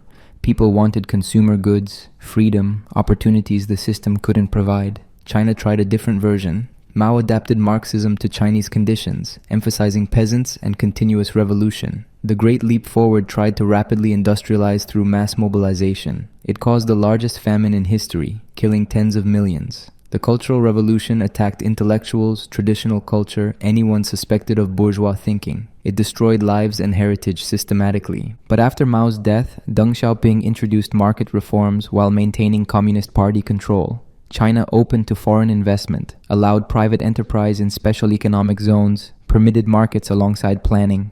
This hybrid system generated spectacular economic growth, lifting hundreds of millions from poverty. But it wasn't socialism anymore, not in Marx's sense. Cuba under Castro tried staying faithful to Marxist principles. The revolution overthrew a dictatorship, provided universal health care and education, eliminated extreme poverty. But it also created economic stagnation, political repression, and a society where talented people desperately wanted to leave. When the Soviet Union collapsed and subsidies ended, Cuba entered the special period, hunger and hardship worse than capitalism's worst. The pattern repeated everywhere Marxism was tried. Initial promise, brutal implementation, economic dysfunction, political tyranny, eventual collapse or abandonment. The workers' paradise became a prison. The classless society created a new class of party officials with privileges workers couldn't access. The state that would wither away grew into a monster. Defenders say this wasn't real Marxism, that Lenin and Stalin and Mao betrayed Marx's vision. There's truth in that. Marx didn't advocate gulags or famines or totalitarian control, but he also didn't provide a workable alternative. His theory that the state would wither away was fantasy. His assumption that people would work without material incentives was wrong. His belief that central planning could replace markets was mistaken. Now consider the capitalist alternative, particularly the versions closest to Rand's vision. The United States in the late 19th century, during the Gilded Age, had minimal government, weak regulation, unfettered markets. This was as close to Randian capitalism as history provides. The results were mixed at best. Innovation and growth were spectacular, railroads spanned the continent, industrial capacity exploded, new technologies emerged constantly. Entrepreneurs built massive enterprises. Rockefeller, Carnegie, Morgan, these men created industries and amassed fortunes. The productive capacity that Marx admired in capitalism was on full display. But so was brutal exploitation. Workers labored 12 to 16 hours daily in dangerous conditions for subsistence wages. Children worked in coal mines and textile mills. Company towns paid in scrip only usable at company stores, trapping workers in debt. Unions were suppressed violently with private armies and government troops. The Haymarket Affair, Homestead Strike, Ludlow Massacre, these were capitalists using force against workers demanding basic rights. Environmental destruction was catastrophic. Rivers caught fire from pollution. Cities choked on industrial smoke. Forests were clear-cut. Wildlife was decimated. When profit was the only consideration, natural limits meant nothing. The Easter Island pattern played out. Exploit resources until they're gone, then move on. Inequality reached obscene levels. Rockefeller's wealth was equivalent to hundreds of billions today while workers starved. The wealthy built palaces while families lived in tenement squalor. Social Darwinism justified this. The rich deserved their wealth through superior fitness. The poor deserved their poverty through natural inferiority. This was Rand's meritocracy taken seriously. The system produced periodic crashes. Panics in 1873, 1893, 1907 devastated workers while the wealthy recovered. No unemployment insurance, no welfare, no safety net. When the economy crashed, people starved. The invisible hand was invisible because it didn't exist. Markets didn't self-regulate toward equilibrium. They produced boom and bust with workers bearing the cost. Eventually, reforms came: labor laws, environmental regulations, antitrust enforcement, social insurance. The New Deal created safety nets. The regulatory state emerged. This wasn't pure capitalism anymore. It was a mixed economy, combining markets with government intervention, and it worked better than either extreme. The 1980s saw a return to more Randian principles. Reagan and Thatcher championed deregulation, tax cuts, privatization, weakened unions.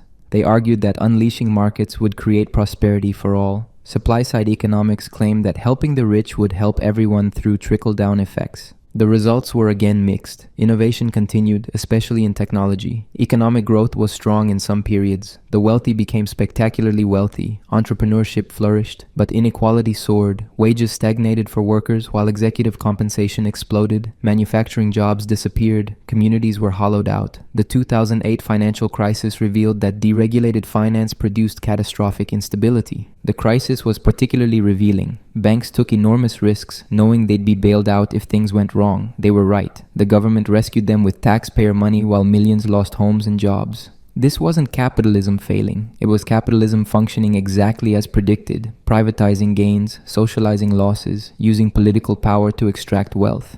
Meanwhile, the Nordic countries tried a different model: robust capitalism with extensive social insurance. High taxes, generous welfare, strong unions, alongside market economies and private enterprise. They're consistently among the world's happiest, healthiest, best educated populations. They're also innovative and prosperous. This suggests you can have markets and social solidarity, capitalism and security.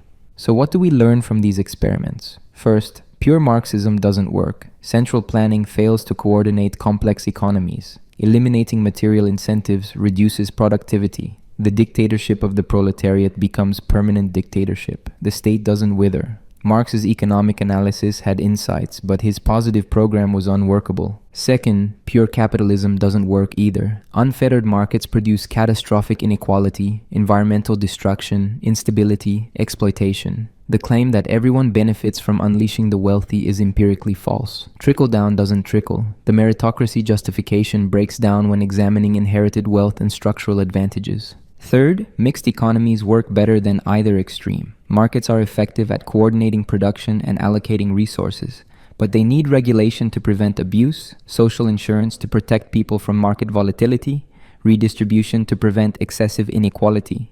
Government isn't inherently oppressive, and markets aren't inherently liberating. Both need each other. Fourth, ideology kills. The Soviets killed millions implementing Marx's vision. They couldn't admit the system wasn't working because that would mean betraying the revolution. Similarly, capitalist true believers maintain that every failure of markets is actually government interference, that we just need purer capitalism. This prevents learning from evidence. Fifth, human nature is more complex than either Marx or Rand acknowledged. People need both material incentives and social connection, both individual achievement and collective support, both competition and cooperation. Systems that honor only one side of human nature fail to provide what people actually need to flourish. The tragedy is that both Marx and Rand had partial truths. Marx was right that unregulated capitalism exploits workers, concentrates wealth, and creates unnecessary suffering. The Gilded Age confirmed this. Rand was right that central planning fails, that individual initiative matters, that political freedom requires economic freedom. The Soviet Union confirmed this. But both were wrong in thinking their system was the answer. Marx's solution created tyranny worse than what it replaced. Rand's solution created inequality and instability that threatened social cohesion. Neither pure collectivism nor pure individualism actually works for human beings living in complex modern societies. The real-world experiments suggest we need both markets and regulation, both private property and social insurance, both individual rights and collective responsibility. Neither Marx nor Rand would accept this conclusion. Both demanded ideological purity. Both thought compromise was betrayal. Both were wrong about that. What's remarkable is how long it took to learn these lessons. The Soviet Union persisted for 70 years despite obvious failures. Neoliberal capitalism persisted despite the 2008 crisis. True believers maintain their faith despite evidence. This suggests that ideology serves psychological needs beyond truth-seeking, identity, meaning, community, certainty in an uncertain world. Maybe the lesson is to hold ideologies lightly, to take insights from opposed thinkers, to build systems pragmatically based on what works rather than what should work according to theory. But that lacks the revolutionary clarity of Marx or the philosophical certainty of Rand. It's messy, inconsistent, unsatisfying to the mind that wants total explanations. Yet it's also how successful societies actually function. They balance tensions rather than resolving them. They compromise between opposed goods. They accept complexity and ambiguity. They learn from mistakes rather than doubling down on ideology. They treat economics as a tool for human flourishing rather than a metaphysical truth. Both Marx and Rand would hate this conclusion. Both wanted their vision implemented fully. Both believed that half measures were worse than nothing. Both were certain that history would prove them right. But history has been more ambiguous, showing that human societies need elements from both visions. The social solidarity Marx championed and the individual liberty Rand defended. The question is how to combine them, not which one to choose. Walk into any political argument today and you'll hear echoes of Marx versus Rand, even if no one mentions their names. When progressives demand Medicare for all, they're channeling Marx's principle, from each according to ability to each according to need. When libertarians oppose it as government overreach, they're channeling Rand's defense of property rights and limited state. The surface issues change, but the underlying clash remains. The 2008 financial crisis reignited the debate. Banks that championed free markets suddenly demanded government bailouts. Occupy Wall Street protested the 1%. The rhetoric was explicitly Marxist: class warfare, exploitation, the rigged system. Young people who'd grown up after the Soviet collapse started reading Marx again, finding his analysis resonant even if they rejected his solutions. Simultaneously, the Tea Party movement emerged, demanding smaller government and celebrating individual freedom. They carried signs quoting Rand. Politicians claimed her influence. Atlas Shrugged sales surged. The crisis triggered opposed reactions. Some concluded capitalism had failed. Others concluded we hadn't had real capitalism, that government intervention caused the problem. This pattern repeated with each new issue. Healthcare. Is it a human right that society must provide, or a service that individuals should purchase? Education. Should it be free and universal, or subject to market competition? Climate change. Does it require collective action and regulation, or will markets solve it through innovation? Minimum wage. Does it protect workers from exploitation, or destroy jobs by interfering with markets? Behind every policy debate lurks the Marx-Rand divide. Should we prioritize equality or liberty, collective welfare or individual rights, social solidarity or personal responsibility, compassion for the vulnerable or reward for the productive, security or freedom? Every political position reflects underlying assumptions about these trade-offs. The language has evolved, but the core conflict remains. Democratic socialists like Bernie Sanders and Alexandria Ocasio-Cortez advocate policies that would horrify Rand: wealth taxes, guaranteed jobs, free college, single-payer healthcare. They argue that billionaires shouldn't exist while people sleep homeless. They describe capitalism as fundamentally unjust, requiring radical restructuring. Meanwhile, figures on the right celebrate entrepreneurs as job creators, defend tax cuts for the wealthy, oppose redistribution as theft. They argue that success reflects merit, that government intervention distorts markets, that freedom requires protecting property. They're not quoting Rand usually, but they're expressing her principles. What's changed since Marx and Rand wrote? Technology primarily. Neither envisioned the digital economy, artificial intelligence, automation that might actually eliminate most jobs. Marx thought machines would displace workers under capitalism, but that communism would use technology for abundance. Rand thought automation would create new opportunities, that human ingenuity would always find productive work. Neither predicted a world where machines might be more creative than humans. The gig economy raises new versions of old questions. Is an Uber driver an independent entrepreneur, freely choosing when to work, embodying Randian self-employment? Or a precarious worker, algorithmically controlled, experiencing new forms of exploitation that Marx would recognize? Both descriptions capture something true. Neither captures everything. Platform capitalism creates monopolies that neither Marx nor Rand anticipated. A few companies, Facebook, Google, Amazon, dominate digital life. They're private enterprises, not state-controlled, but they exercise power resembling government. They can censor speech, manipulate information, control access to markets. Do traditional categories of state versus market still apply? Climate change poses questions both thinkers struggled with. It's a collective action problem requiring coordinated response. Pure individualism seems inadequate. My carbon emissions harm everyone, including future generations. But centralized control has its own problems, as Soviet environmental destruction demonstrated. We need solutions neither pure markets nor pure planning can provide. Inequality has reached levels not seen since the Gilded Age. The wealthiest have more than entire nations. Meanwhile, millions work full-time but can't afford housing. This looks like Marx's prediction about wealth concentration. But unlike Marx's immiseration thesis, the poor aren't getting poorer in absolute terms, they're getting richer slower than the rich, creating relative deprivation. Rand would say inequality doesn't matter if it reflects differential productivity. Jeff Bezos created Amazon, which provides value to billions. He deserves his wealth. That some people are poor doesn't mean he exploited them. Marx would say Bezos' wealth came from thousands of warehouse workers creating surplus value, from infrastructure he didn't build, from a system rigged in his favor. Same facts, opposite interpretations. Student debt illustrates the conflict. Total debt exceeds $1.7 trillion. People borrowed to invest in education, expecting it to pay off. Many found themselves unable to repay, crushed by obligations they can't escape even through bankruptcy. Progressives want debt forgiveness, arguing education should be free, that young people were exploited by a predatory system. Conservatives oppose forgiveness as unfair to those who repaid their loans, as rewarding irresponsible decisions, as violating contracts.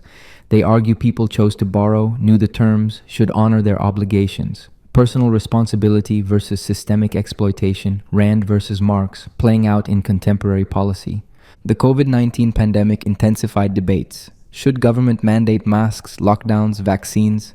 Collectivists said yes. Individual liberty must yield to public health. We're all in this together. Solidarity requires sacrifice. Individualists said no. People should assess their own risk. Government mandates violate freedom, protect the vulnerable without destroying liberty for all. Economic policy during the pandemic was revealing. Governments distributed trillions in relief, suspending market mechanisms. Rent moratoriums prevented evictions. Enhanced unemployment benefits kept people housed and fed. This was emergency socialism, and it worked reasonably well. Markets alone would have produced catastrophe. But the relief was temporary, and the return to normal saw old debates resume. Inflation surged, partly from stimulus spending. Conservatives said this proved government intervention causes problems. Progressives said it proved capitalism's instability, that profits drove price increases, not just money supply.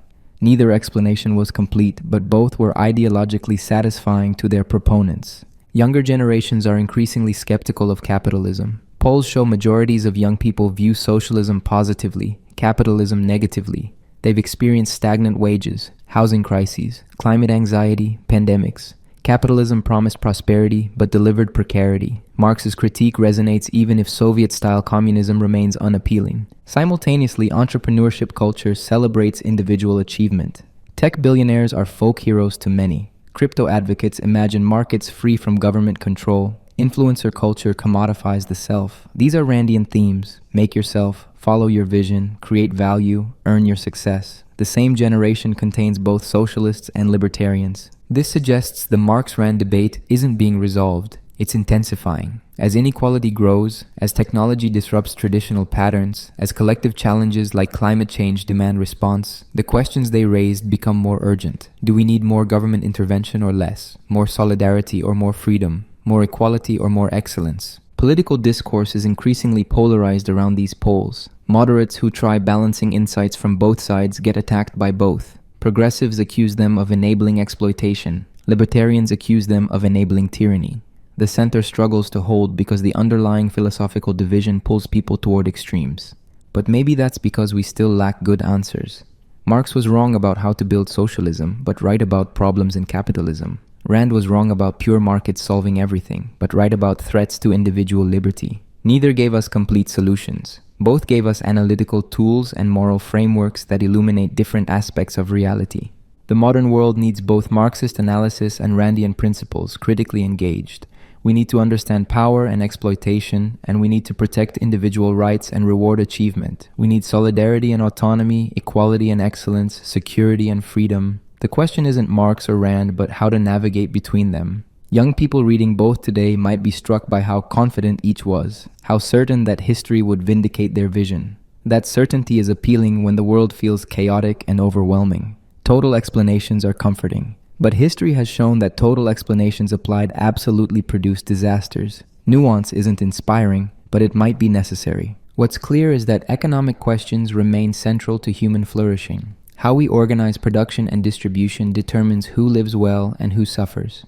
Marx and Rand both understood this. They both demanded we think seriously about economic systems rather than accepting the status quo as natural. They both challenged conventional wisdom and forced fundamental questions. Their opposed answers keep the debate alive because both captured real problems. Marxists point to inequality, exploitation, environmental destruction, and ask, is this acceptable? Randians point to innovation, prosperity, freedom, and ask, do you want to sacrifice this? Both questions deserve serious answers. Neither can be dismissed. The modern debate isn't Marx versus Rand specifically anymore. It's about the values and systems they represented. Collective versus individual, equality versus liberty, solidarity versus autonomy. These tensions are permanent features of social life. We can't resolve them finally. We can only navigate them better or worse. Maybe the task isn't choosing sides, but learning from both, taking insights while rejecting dogmas, building systems that balance rather than purify, accepting complexity rather than demanding simplicity. Neither Marx nor Rand would approve, but maybe their enduring value is precisely that they force us to think hard about questions that don't have easy answers. And in a world of sound bites and slogans, that kind of serious thinking is more valuable than ever. For all their brilliance, for all their insights, Marx and Rand both created systems with fundamental blind spots. They saw certain truths with crystal clarity, but missed others entirely. Their certainty that they'd found complete explanations prevented them from recognizing what their frameworks couldn't accommodate. Understanding what they missed might be as important as understanding what they saw. Start with human motivation. Marx reduced it primarily to material interest and class position. Your consciousness is determined by your relationship to the means of production. Workers want revolution because it's in their class interest. Capitalists defend capitalism because it's in theirs. Ideas are expressions of material conditions and class struggle.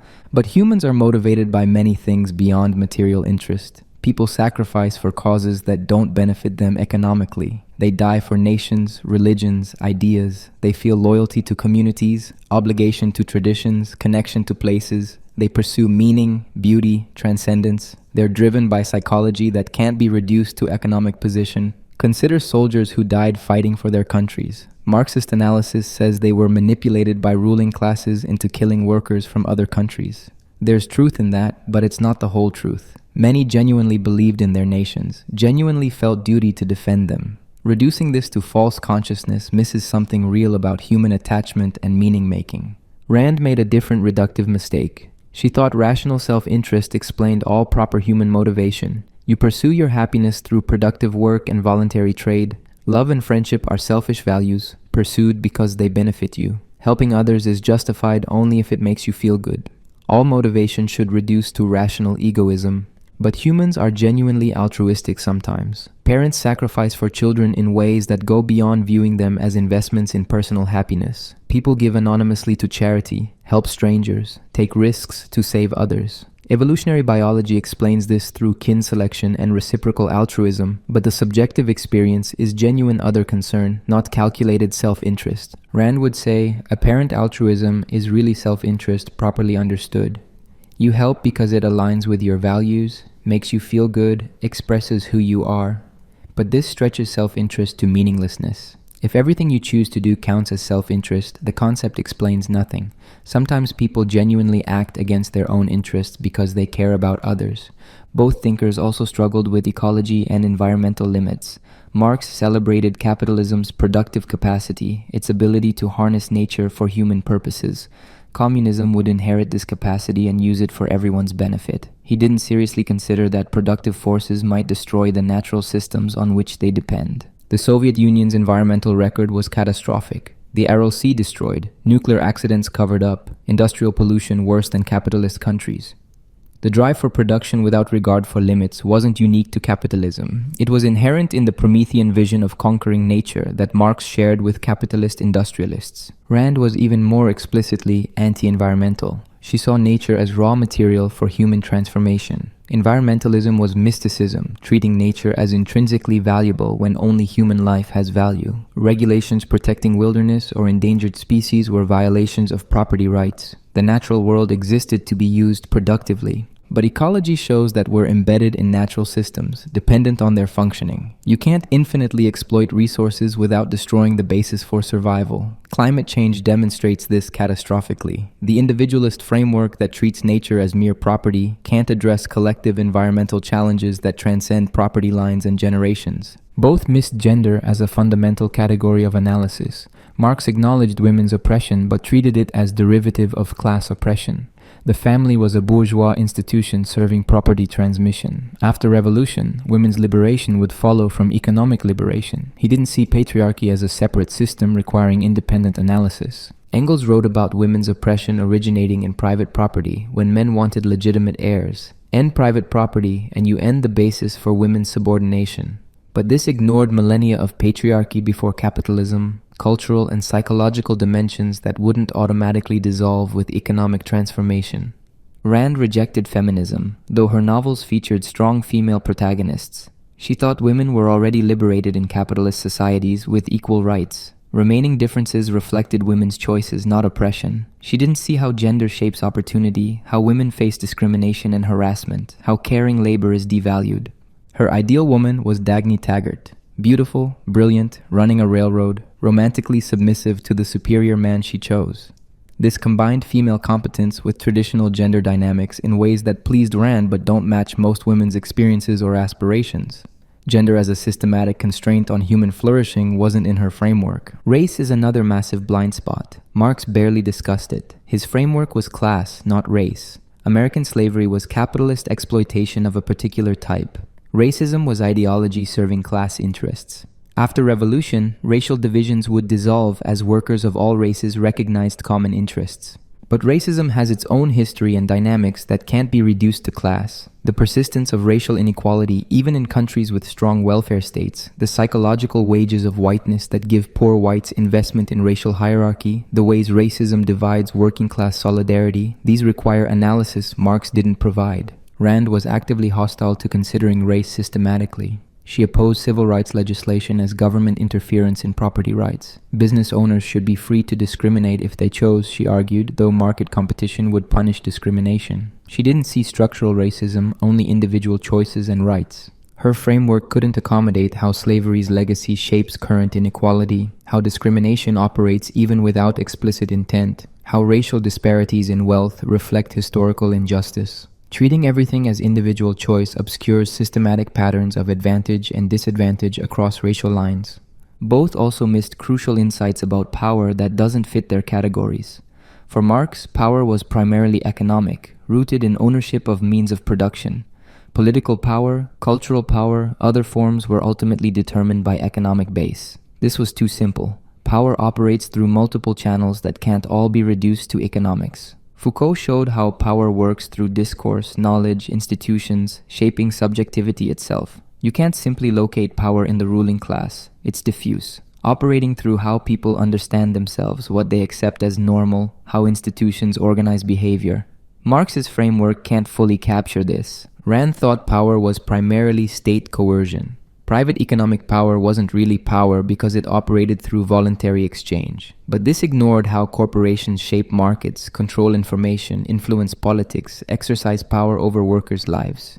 The employer who can fire you has power over you even if the relationship is contractually voluntary. Both missed the complexity of knowledge and truth. Marx thought scientific socialism could objectively analyze capitalism, that ideology obscured truth, but the proletarian perspective could reveal it. He didn't seriously consider that all perspectives are partial, that his own analysis might be shaped by historical position, that truth might be more complex than ideology versus science. Rand thought reason could access objective reality, that rational minds would converge on the same truths. She didn't engage seriously with philosophy showing how all observation is theory-laden, how reason operates within paradigms, how intelligent people can disagree fundamentally. Her epistemology was too confident, not recognizing knowledge's social and historical dimensions. Both created moral frameworks that were too simple. Marx's implicit ethics was consequentialist with collectivist focus. Actions are right if they advance revolution and workers' interests. But this justified terrible things. Terror, lies, oppression could all be justified as serving the greater good.